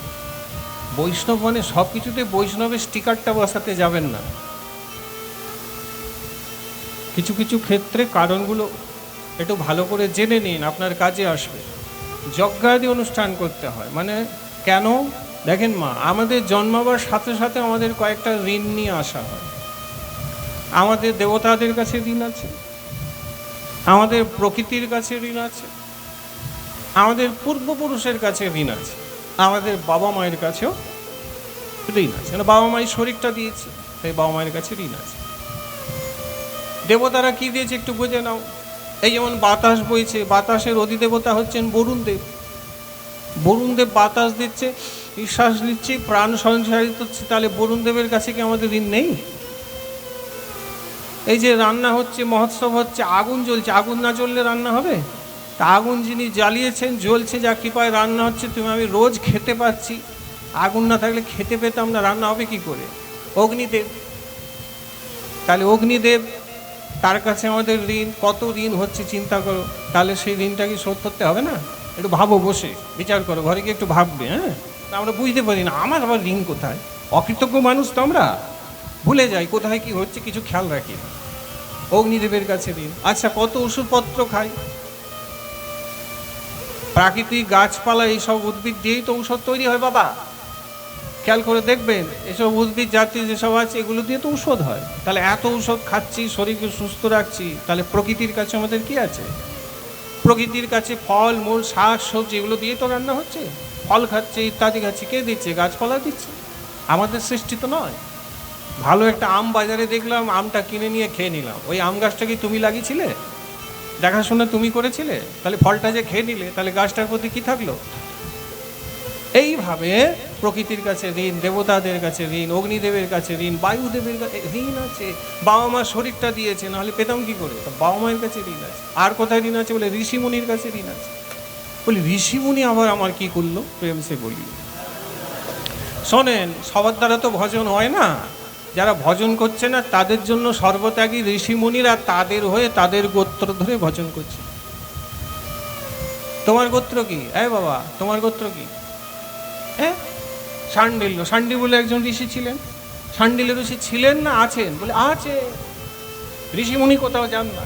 তা তিনি যদি আছেন শাণ্ডিল্য নাম ধরে, তিনি কি করছেন? তিনি বলছেন, হায় হায়, আমার নাম গোত্র ধরে তো অনেকে জন্ম নিয়েছে। এই গ্রামটার নাম কি? বাহ, বৃন্দাবন চকে ওই মা বয়স হয়ে গেছে, সেও তো আমার গোত্র ধরেই বসে আছে, তেমন একটা ভজন করে না। আমি তো শাণ্ডিল্য, কি করব, তার হয়ে আমি ভজনটা করি। তিনি যে একান্তে বসে ভজনটা করছেন শাণ্ডিল্য মহারাজ, তাহলে সেই ভজনের ফলটা তুমি একদিন তো পাচ্ছ। তাহলে তার কাছে ঋণ হলো না? হলো না? হলো। এই প্রকারে ঋষিমুনির কাছে আমাদের কি আছে? এবার এই ঋণ যদি সব থেকে গেল আর তুমি টপকে গেলে, টপকে গেলে মানে চলে গেলে বাবা, তাহলে কি হবে? বলে তাহলে কিন্তু আর গোবিন্দ চরণে যাওয়া হবে না। ঋণ নিয়ে ঋণ শোধ করলে না, তাহলে আবার এসো। বলবে, হাই বাবা, আমি তো শোধই করিনি, থাকতে থাকতে আমি তো মরে গেছি, তাহলে আমার কি হবে? বলে তাহলে যে শাস্ত্রগুলো আছে ছেলেপুলে নাতিপতিকে শিখাবে, এখনই শিখাও যে বাবু রে, চলে গেলে এইভাবে অনুষ্ঠান করবি, ঋণগুলো শোধ করবি। তাই জন্য যজ্ঞ করতে। এবারে আসুন যজ্ঞ কেন। দেখেন, যজ্ঞে আগুন জলে, যজ্ঞটা দেবতাদের জন্য করতে হয়। শ্রাদ্ধের ক্রিয়ায় যখন যজ্ঞ হয় তখন দেবঋণ শোধ হয়ে যায়। প্রেম সে বলি,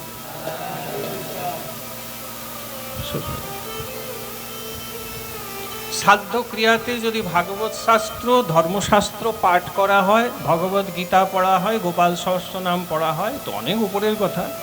ধর্মশাস্ত্র পড়লে, শাস্ত্র পড়লে ঋষিমুনি ঋণ শোধ হয়ে যায়। তাই জন্য দেখবে চলে গেলে ধর্মশাস্ত্র পড়া হয়, ভাগবত পড়া হয় না। কেউ চলে গেলে 13 দিন পড়া হয়, ওই জন্য ঋষি ঋণটা শোধ হয়ে যাচ্ছে, ওতেই যাবে, আর কোনো উপায় নেই। ওনারা ভজন করেন বলে ভজন পাঠ শোনা, তাহলে ঋণ শোধ হয়। যজ্ঞ করলে দেবতাদের ঋণ কেন? পিতামাতা ঋণ কি করে শোধ হয়? বলে ওই একটা বড় ঋণ আছে। বলে পিতামাতা ঋণ শোধ হয় কি প্রকারে? বলছেন, যদি, খুব মন দেবেন, আপনার পিতা ঠাকুর, তার যদি আপনি সন্তান হয়ে, বড় ছেলে হয়ে যদি মুখাগ্নি করেছেন, তাতেও ঋণ থাকবে। ঋণটা কখন যাবে? যদি আপনি ছেলে হয়ে বিয়ে করে আপনি যদি পুত্র সন্তানকে জন্ম দেন, মানে সোজা কথায় যদি দাদু নাতিকে পেয়ে যায়, দাদু নাতিকে যদি পেয়ে যায়, তাহলে দাদুর থেকে ঋণ থেকে আপনি মুকুব হয়ে যাবেন। না পেলে, হ্যাঁ ঠিক কথা, না পেলে কি হবে? বলে না পেলে তখন ধর্মপথে ভজন করে ভক্তি পথে এসে তবে ঋণ শোধ করতে। আমি যেগুলো আলোচনা করছি এখানে ভক্তির কোনো কথা নেই, এটা বাইরের জগৎ। কারণ ভক্তি তো এক ভাগই করবেন। যদি ভক্ত হয়, বৈষ্ণব হয়, তাহলে তার আর কোথাও ঋণ থাকে না বাবা। যদি ভজন করছেন সুতীব্রভাবে দীক্ষা নিয়ে, তো ঋণ আপনার কোথাও নেই। আপনি তো 21 কুলকেই উদ্ধার করে দিবেন, ওটা একটা পৃথক। কিন্তু সাধারণ মানুষ যারা ভজন সাধন কিছু করে না, তাদের ক্ষেত্রে ওখান থেকে ঋণ মুকুব হবে, না হলে হবে না। তা পিতামাতার ঋণ গেল, প্রকৃতির ঋণ গেল, দেবতাদের কাছে ঋণ গেল, ঋষি মুনি তপস্বী তাদের কাছে, এই ঋণ মুকুব হয়ে গেল। এই জন্য শ্রাদ্ধের অনুষ্ঠানে এগুলো সব কিছু করতে হয়।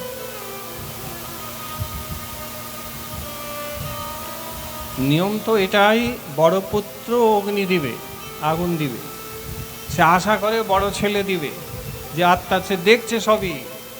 কোনো ক্ষেত্রে বড় ছেলে দিল না, তাহলে আর যে ছেলে আছে সে দিবে, সেও দিল না, তাহলে আর যদি ছেলে সে দিবে, সেও যদি দিল না, যাকে খুশি দিয়ে দেওয়া করে দিল, তাহলে এবার আত্মা ঘুরবে, ওই ঘর ছেড়ে যেতে পারবে না, আটকে গেল, কাজটা ভুল করেছেন।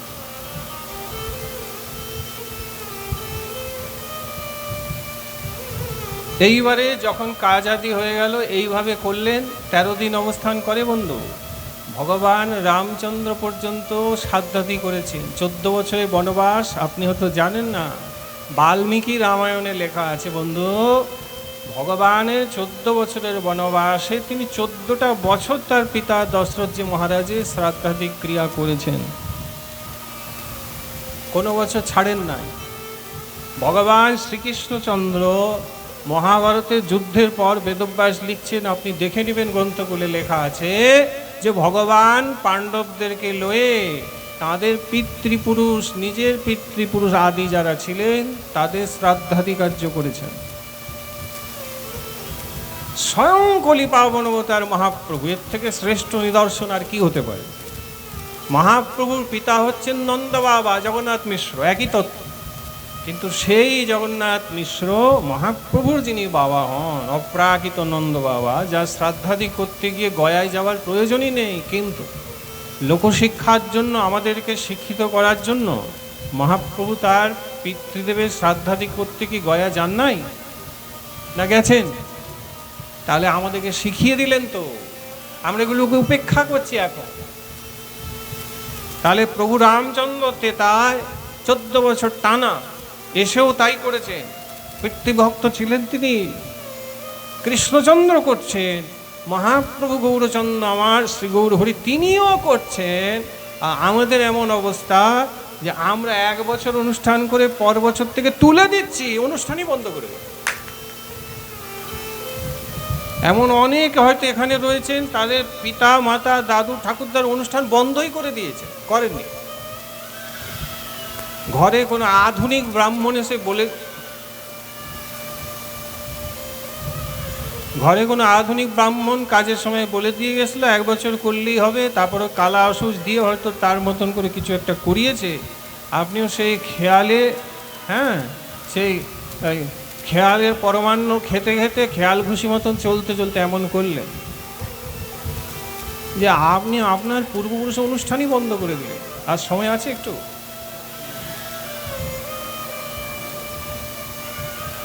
হট্টগোল হয়তো এই সমস্যা একটা।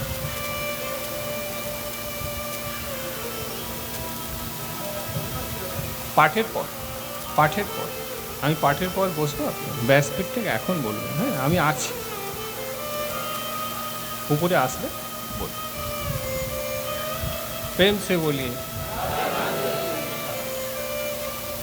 আপনি এই অনুষ্ঠান বন্ধ করতে পারেন না, কেন? এর উত্তর শুনুন, মানে আপনার প্রশ্ন উত্তর আমরাই দিয়ে দেব।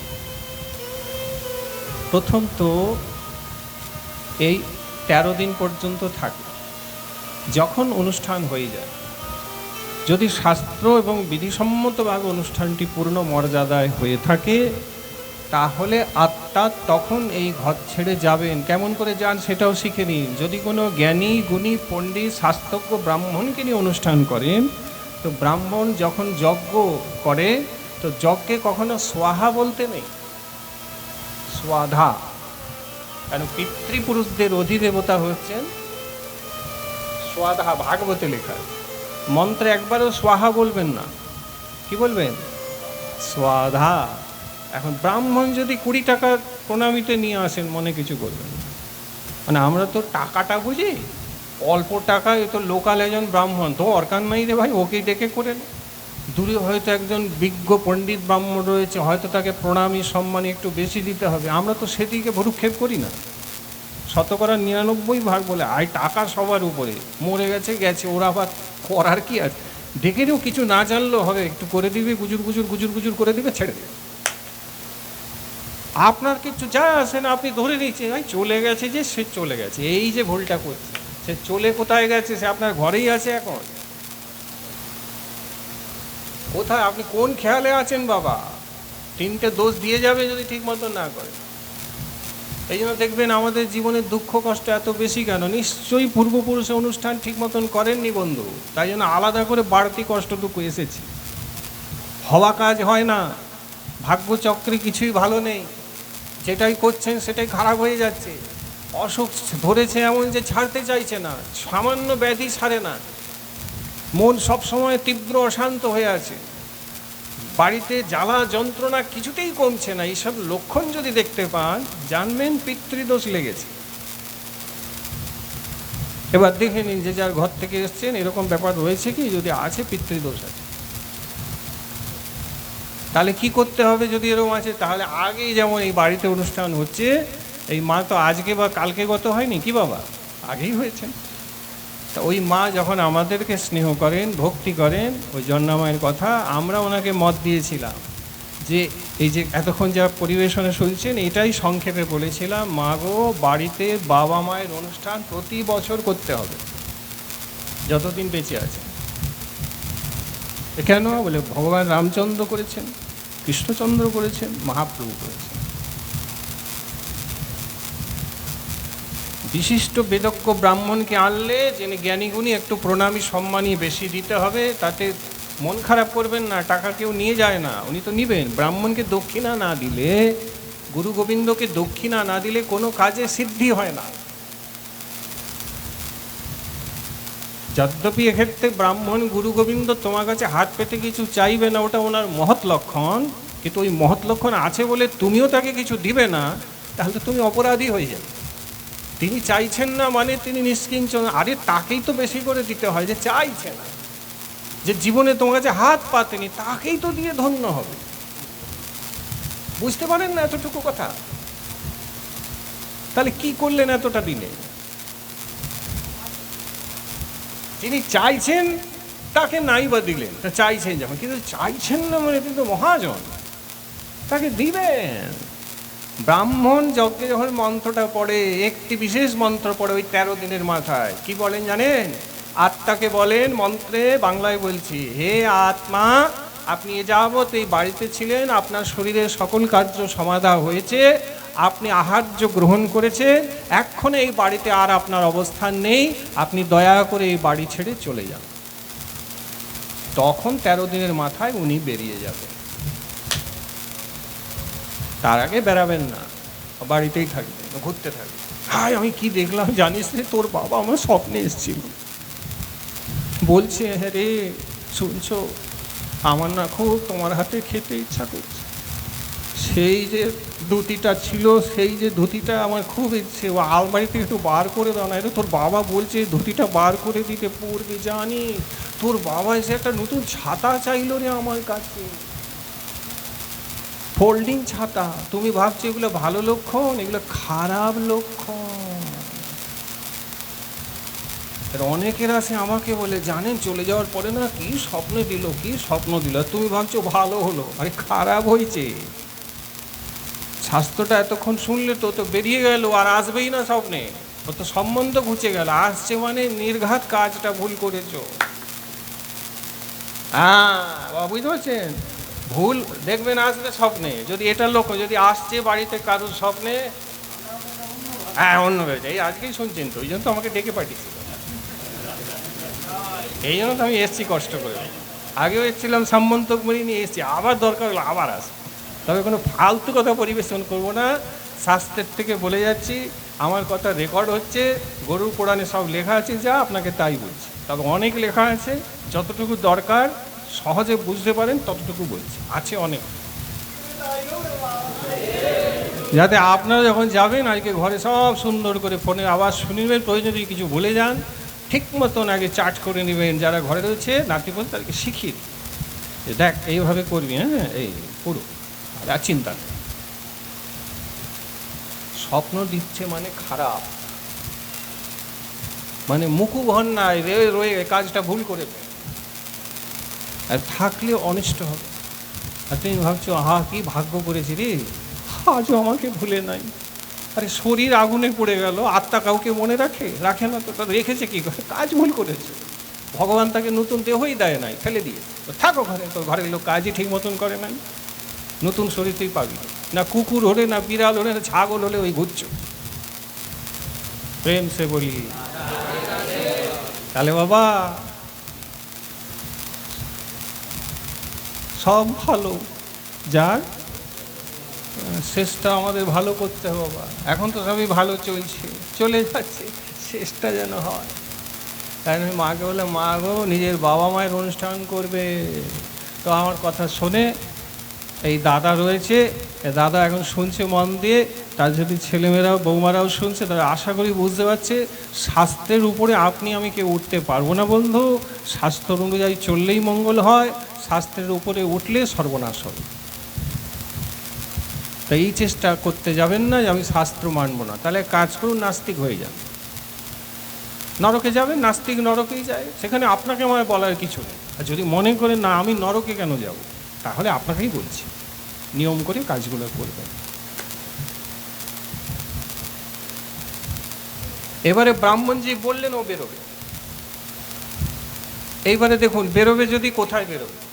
দেখুন 13 দিন হয়ে গেল, বেরিয়ে গেল, কাজটা ধরুন ঠিক করে করে নিলেন, খুব ভালো, এটা ভালো দিকটাই বলি, কাজ ভালো করে বেরিয়ে গেল। বেরিয়ে গেলেই নতুন দেহ পাবে না, বেরিয়ে গেলে এবার অপেক্ষা করতে হবে। কোথায় অপেক্ষা করে জানেন? পিতৃলোকে অপেক্ষা করে। পিতৃলোক, আচার্যগণ আমাদের শাস্ত্রে আছে, দেবলোক পিতৃলোক পায় তারা মহাসুখ, সাধু সাধু বলে অনুক্ষণ, যুগল ভজয়ে যারা প্রেমানন্দে ভাসে তারা তাহার নিচ ত্রিভুবন। তো যেমন দেবলোক আছে মা, তেমনি উপরে একটা লোক আছে যার নাম কি পিতৃলোকে। কারা থাকে? আমাদের পূর্বপুরুষরা থাকে। কেন ওখানে থাকে?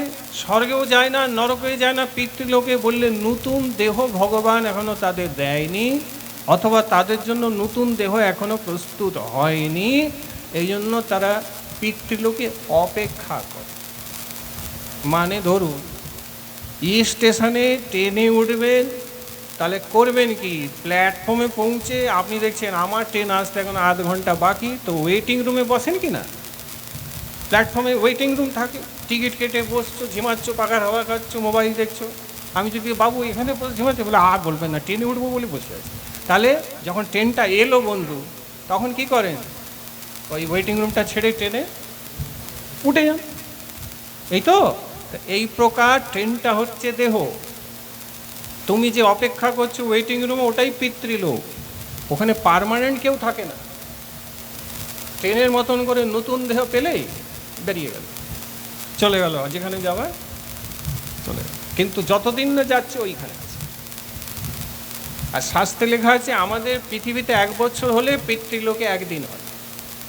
এই জন্য বৎসরান্তরে একবার করে উৎসব করতে হয়, কারণ এখানে বছর ঘুরলে ওখানে ওই যেই 1 দিন হবে আপনার পিতৃপুরুষরা কিন্তু চোখের জলে বলছে বাবুরে 1 দিন হয়ে গেল, আমাকে 1 মুঠা খেতে দে, একটু খেতে দে, একটু জল দে। কারণ দেহ না পাওয়া পর্যন্ত বাবা আপনি নিজে হাতে কিছু খেতে পারবেন না। খাবেন কি করে? বলে উপায়, বললে বাড়িতে যারা রয়েছে তারা যদি খেতে দেয় তাহলেই খেতে পাবে। এইবারে খেতে কি দিবেন এই প্রশ্ন এসে, বলে খেতে ডাইরেক্ট ভাত ডাল দিলে হবে না, সোজা আসে। বলে কি দিতে হবে? বলে গোবিন্দের মহাপ্রসাদ দিতে হবে।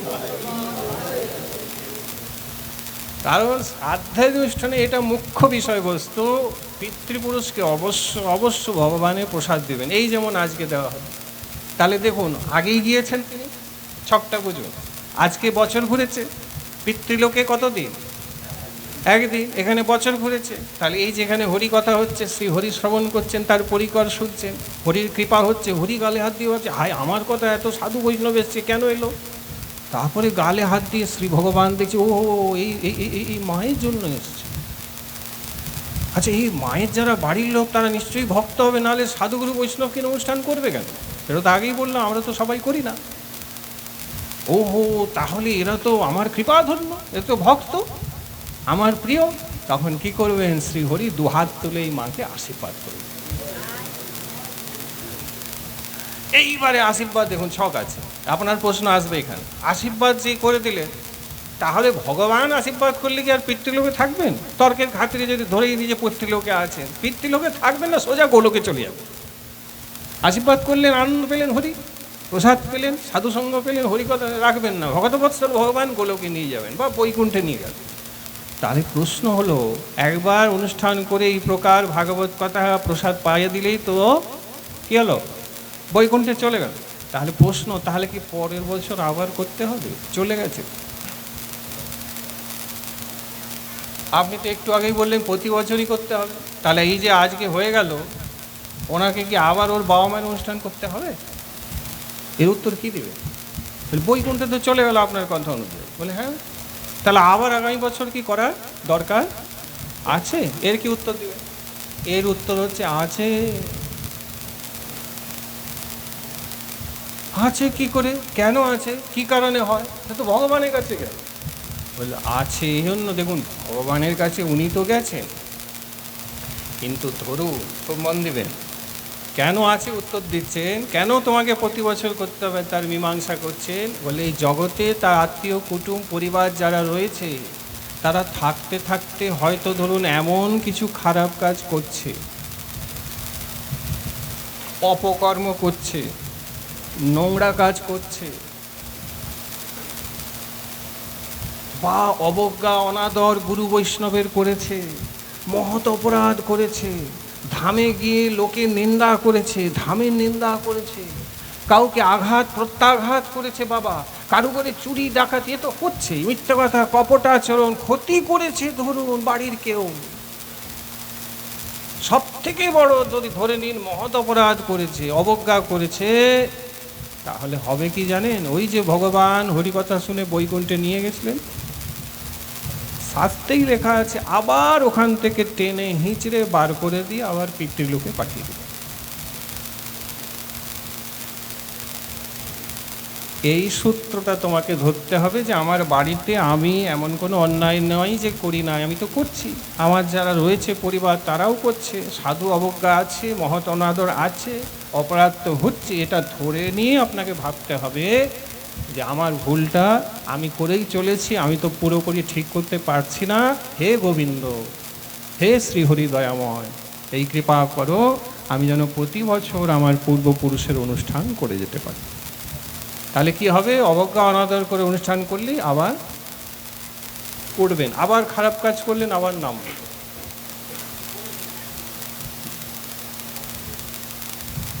যখন পিতৃপুরুষের থেকে উদ্ধৃত হয়ে উঠে গোলক বা বৈকুণ্ঠে যায়, আপনার মহৎ অবজ্ঞা অনাদর অপরাধ আদির থেকে আবার নেমে আসে, তখন নামার সময় পিতৃপুরুষ হয়ে গেছে সময়, আসুন আরতি করবেন তো, আর 5-7 মিনিট সময় নেই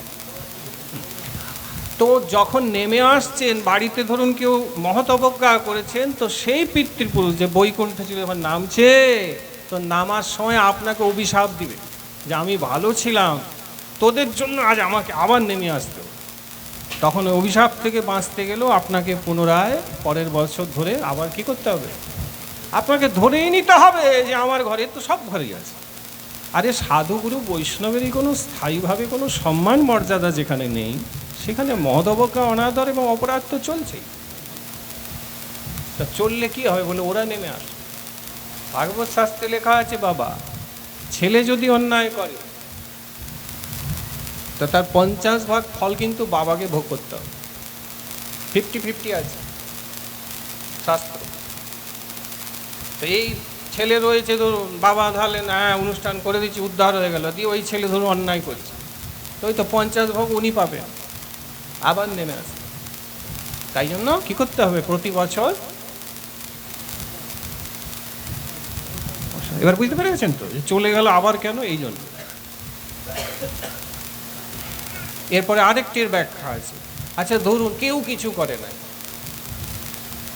কেউ কিছু অন্যায় করেনি, ধরেই নিন, তাহলে কি করবে, বলে আমার তো পিতৃপুরুষ ছিল, যে আমাকে জন্ম দিল, যে ঘরদুয়ার করলো, যে আমাদের মেহনত করলো, যে ঘামাচি গরমকালে সইল, যে রক্ত বার করে আমাকে জীবন দিল, রক্ষা করলো, যার দ্বারা আমার সংসারে আসা, আমার পড়াশোনা, আমার কাজকর্ম, চাকরি আমি সব পেয়েছি, সেই যে বাবা, আরে আমি এত বড় নরাধম তার ছেলে হয়েছি নাকি, যে তার জন্য বছরে একটা অনুষ্ঠান করতে পারবো না, না না না, এটা হতে পারে না। যে এই বাড়িতে ছিল, আমি তার যদি ছেলে হই, উত্তম ছেলে হই, যোগ্য ছেলে হই, তাহলে বছরে আমার বাবার জন্য আমি এত নিকৃষ্ট, এত নরাধম যে একটা অনুষ্ঠান করতে পারবো না। তো যদি ভক্ত বৈষ্ণব হয়, যদি বাবা মায়ের প্রতি কৃতজ্ঞ হয় বাবা, তো এইসব বিচার না করে নির্বিচারে ঐকান্তিক পুত্র তার বাবা মায়ের অনুষ্ঠান প্রতি বছর করবে, কৃতজ্ঞতায় করবে, সে এত বিচারও করতে যাবে না, করবে না। আমরা অকৃতজ্ঞ বলেই আমাদের বাড়ির পূর্বপুরুষের অনুষ্ঠান ছেড়ে দিয়েছি, মনে কিছু করবে। আমরা জানি অনেকেই অনুষ্ঠানই করে না, তো জীবনটায় ভক্তি বাড়বে না। আমার তো সময় ফুরিয়ে গেল, পাঠ করতে ভালোবাসি, হরিকথার স্টক আপনাদের কৃপায় আমার প্রচুর আছে, কিন্তু সময় আর নেই। থাকলে আপনাকে জলজান্ত দৃষ্টান্ত দিয়ে বুঝিয়ে দিতাম যে এই কাজ করে কত বড় বড় ক্ষতি হয়েছে।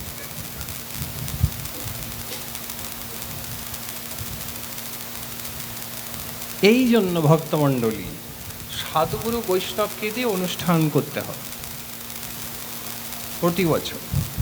পিতৃপুরুষ লোকে থাকা, তারপরে নতুন দেহ পেলে আবার নতুন দেহে প্রবেশ করে যাবে। যদি অনুষ্ঠান করে দেন তাহলে তো উদ্ধার হয়ে গেল,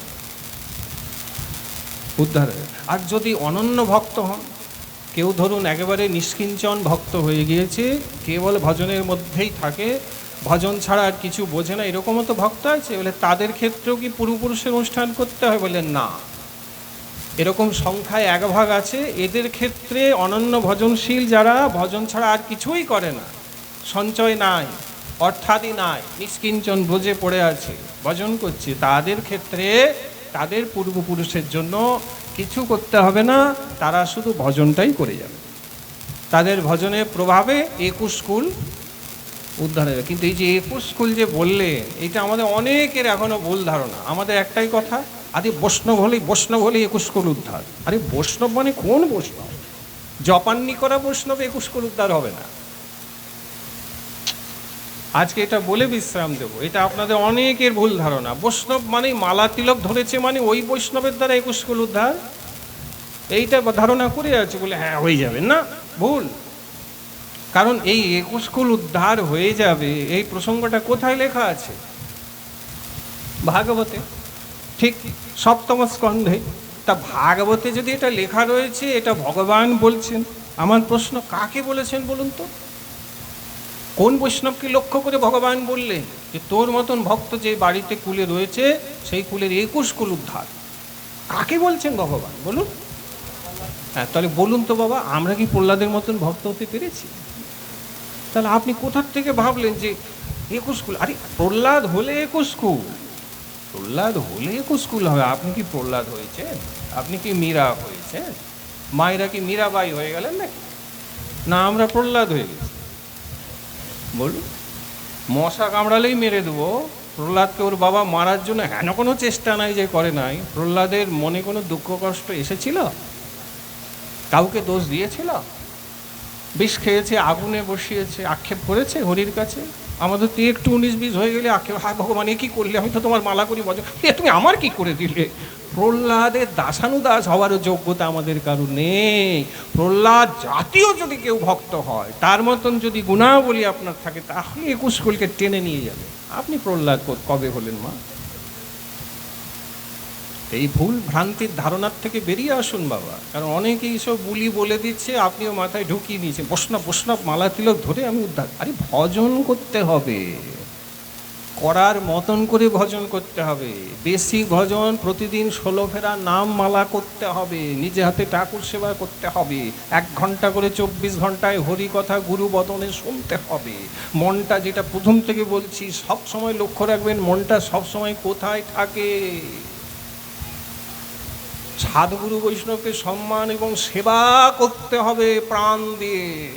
মাথায় রাখবেন, আরে ইনি তো নিকুঞ্জের লোক, নিকুঞ্জে নিয়ে যাবেন, রাধারানীর কাছে ইনি নিয়ে যাবেন, হায় আমার এনার প্রতি সদ্বুদ্ধি এলো না, ইত্যাদি ভাবনা নিয়ে যারা ভজন করেন তাদের উদ্ধার হওয়া হবে, এমনি হয় না। এই ভুলটা একটু দয়া করে ঠিক করে নিন বাবা। প্রহ্লাদকে বলেছে, আর স্পষ্ট লেখা আছে, প্রহ্লাদ তোমার মতন ভক্ত, তোমার। এখন আমরা কি প্রহ্লাদের মতো হতে পেরেছি? প্রহ্লাদ এই স্তম্ভেও হরিকে দেখছে, আমি তো আপনার ভিতরেই দেখতে পাই। প্রহ্লাদকে বলে, তোর হরি এতে আছে? বলে হ্যাঁ বাবা, আমি তো দেখতাম, আমি তো বৈষ্ণব, আপনার ভিতরেই দেখতে পাইনি, আমি আবার এই স্তম্ভের মধ্যে কি দেখতে পাবো? তা প্রহ্লাদের মতন আমাদের কারো হওয়া হলে 21 কুল। ভগবান বলে হলে 21 কুল আছে, হতে পারিনি, শুধু এটা চলছে এতদিন আগে। বাবা সবাই ভেবে নিচ্ছে বৈষ্ণব মানে না, বৈষ্ণব সারাদিন করে। এই যেমন আমি এখানে পাঠ করছি, ভালো, পাঠের আগে আমি কি করেছি, এইটা কোটি টাকার প্রশ্ন। আচ্ছা, পাঠের বিশ্রামের পরে আমি কি করব, এটাও কোটি টাকার প্রশ্ন। আগে পরেও যদি ভজন করে এসেছি, তুমি যখন আমার কাছে নেই তখনও যদি আমি ভজন করছি, তাহলে আমি ভজনশীল। নাহলে আমার মতন এই আসনে বসে আপনি আমার থেকে ভালো বক্তৃতা দিয়ে দেবেন, এই বক্তৃতাতে আমাকে ভজনশীল মনে করতে যাবেন না। নির্জনে আড়ালে আমি কি করছি এর উপরে নির্ভর করছে যে আমি বৈষ্ণব হতে পেরেছি অথবা পাইনি, বুঝলে? আপনার কাছে মালা ধরেছি আর আড়ালে গিয়ে যদি বিড়ি টান দিয়েছি, দিতে তো পারে। অনেক বৈষ্ণব যারা নাম করে তারা আমি দেখি আলাদা করে বিড়িও খায়। তা তাদের কি বলবেন? তারা কুল উদ্ধার করবে? তারা নিজে কি উদ্ধার করতে পারবে? গৃহস্থ বৈষ্ণব উপার্জন করে, ভগবান দিয়েছে, ঘরে ঘরে গিয়ে ভিক্ষা করে, সে কি নিজেকে উদ্ধার করতে পারবে? কারণ এটা শাস্ত্রে নিষিদ্ধ আছে। তোমার অর্থ আছে, তুমি উপার্জন করছো, তুমি দুয়ারে দুয়ারে ভিক্ষা করছো, এটা নিষিদ্ধ আছে, তুমি করেছো, তোমার হবে না, উদ্ধার হতে পারবে না, এটা ছাড়তে হবে। এটা শিষ্য গুরুদেব বহু করেছেন। শিষ্য করার উদ্দেশ্য তাদের উদ্ধার করা নয়, শিষ্য করার উদ্দেশ্য তাদের কাছে প্রতি মাসে টাকা নেওয়া, জিনিস নেওয়া, আবদার নেওয়া, সেবা নেওয়া, দ্রব্য নেওয়া, বায়না করা। হ্যাঁ, এটি আমার শিষ্য, জানিস না গুরুকে সেবা করতে প্রতি মাসে একটা টাকা দিয়ে যাবে, 10%। তাহলে এই গুরু কি শিষ্য উদ্ধার করবে? করবে? অনেক গুরু এরকম আছে, তাদেরকে দিতে হয়, না দিলে আবার গুরু যোগাযোগ রাখে না। এগুলো একটু অনেক রকম আছে বিষয়ে বাবা। বৈষ্ণবের মতন হয়ে গেলে হয় না, এগুলো ছাড়তে হবে। তাহলে তো মালা ঝোলা ঝুলিয়ে নিলে হবে না।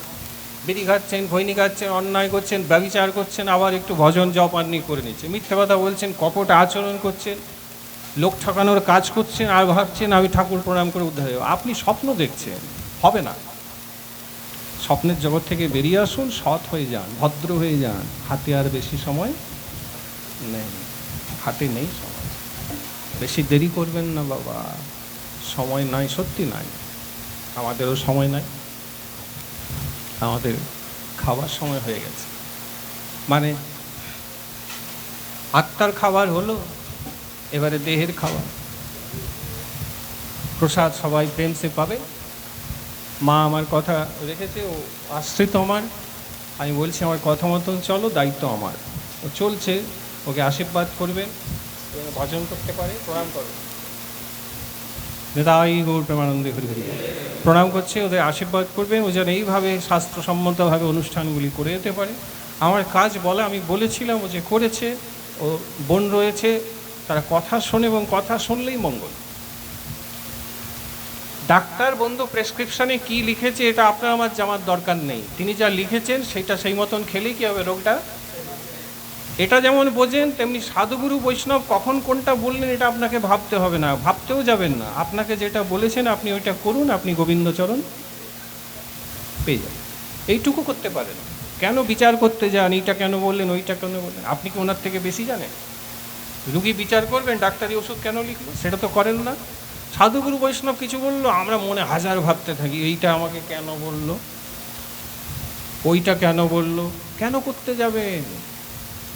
একদম করবেন না। যেটা বলছেন করতে থাকুন, নির্দ্বিধায় করুন, নির্বিচারে করুন, নিঃসন্দেহ প্রহ্লাদকে যেমন ভগবান বললেন, উদ্ধার হয়ে যাবে।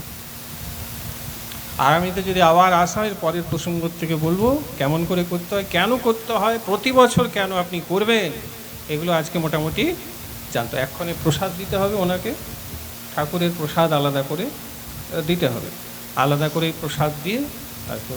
আরও নিয়ম হচ্ছে, যদি বিশেষ শুদ্ধ ভক্ত পাওয়া যায় তাহলে তার উচ্ছিষ্ট দিলে আরও ভালো, তাহলে সেটা মহাপ্রসাদ হয়ে যায়।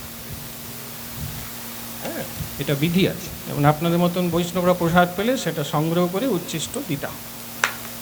আর তো নাম হরিকথা তো হয়ে গেল, প্রসাদ হয়ে গেল, ব্যাস। প্রতি বছর করলে যদি ভুল ত্রুটি হয় তবু আবার উঠে যাবে, নামবে না, অভিশাপ পড়বে না, আনন্দে থাকবে, রোগ শোক ব্যাধি কিচ্ছু আসবে না।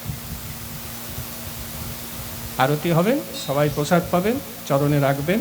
আজকে এখানেই বিশ্রাম। নিতাই গৌর প্রেমানন্দে। জয় জয় রাধে কৃষ্ণ গোবিন্দ, জয় রাধে গোবিন্দ, রাধে গোবিন্দ, রাধে গোবিন্দ, রাধে গোবিন্দ, রাধে গোবিন্দ।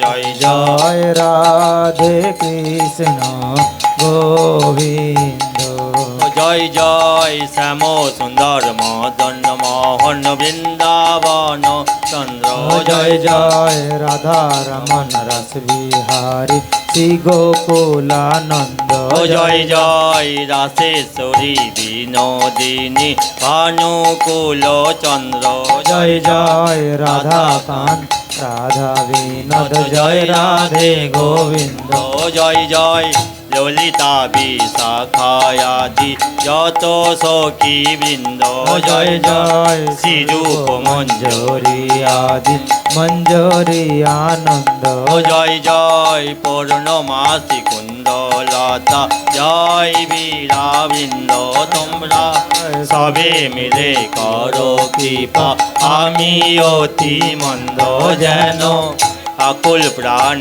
গাইতে পারি আরাধে গোবিন্দ যেন বদন ভরে রাখতে পারি আরাধে গোবিন্দ জয় জয় রাধে গোবিন্দ জয় জয় রাধে গোবিন্দ রাধে গোবিন্দ রাধে গোবিন্দ রাধে গোবিন্দ রাধে গোবিন্দ জয় জয় রাধে কৃষ্ণ গোবিন্দ জয় জয় রাধে কৃষ্ণ গোবিন্দ জয় জয় রাধে কৃষ্ণ গোবিন্দ শ্রী শম্ভর ভগবানের আরতি ভক্তি দাতা উলুধ্বনি, উলুধ্বনি। মূরতি হে সচির নন্দন জগজন পালন প্রভু বিশ্বম্ভর হে হে কৃপাময় গৌর হরি হে নিতায়ের ধন অদ্বৈত আরাধন মহাপ্রভুর আরতি ভক্তি দাতা প্রেম দাতা মূরতি হে ব্রজের কানাই নদের নিমাই রাধার ভাবে গোরা হে ভক্ত জনের চিত চোরা হে পতিত পাবন অধম তারণ মহাপ্রভুর আরতি ভক্তি দাতা প্রেম দাতা মূরতি হে হরি নাম দাতা রাধা প্রেম দাতা নবদ্বীপ অবতারি গৌর নদিয়া বিহারী ভক্তজন সঙ্গে ভন প্রেম রঙ্গে মহাপ্রভুর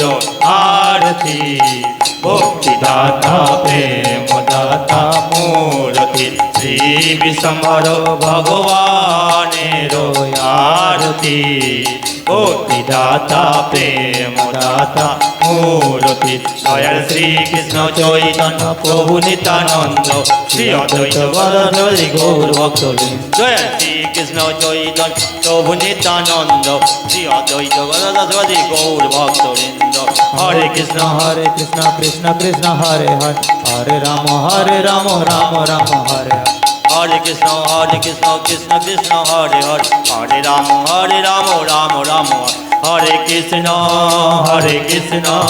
কৃষ্ণ কৃষ্ণ হরে হরে হরে রাম রাম রাম হরে নিতাই গৌর হরি বল হরি বল হরি হরি বল হরি বল নিতাই গৌর হরি বল হরি বল হরি বল হরি বল নিতাই গৌর হরি বল হরি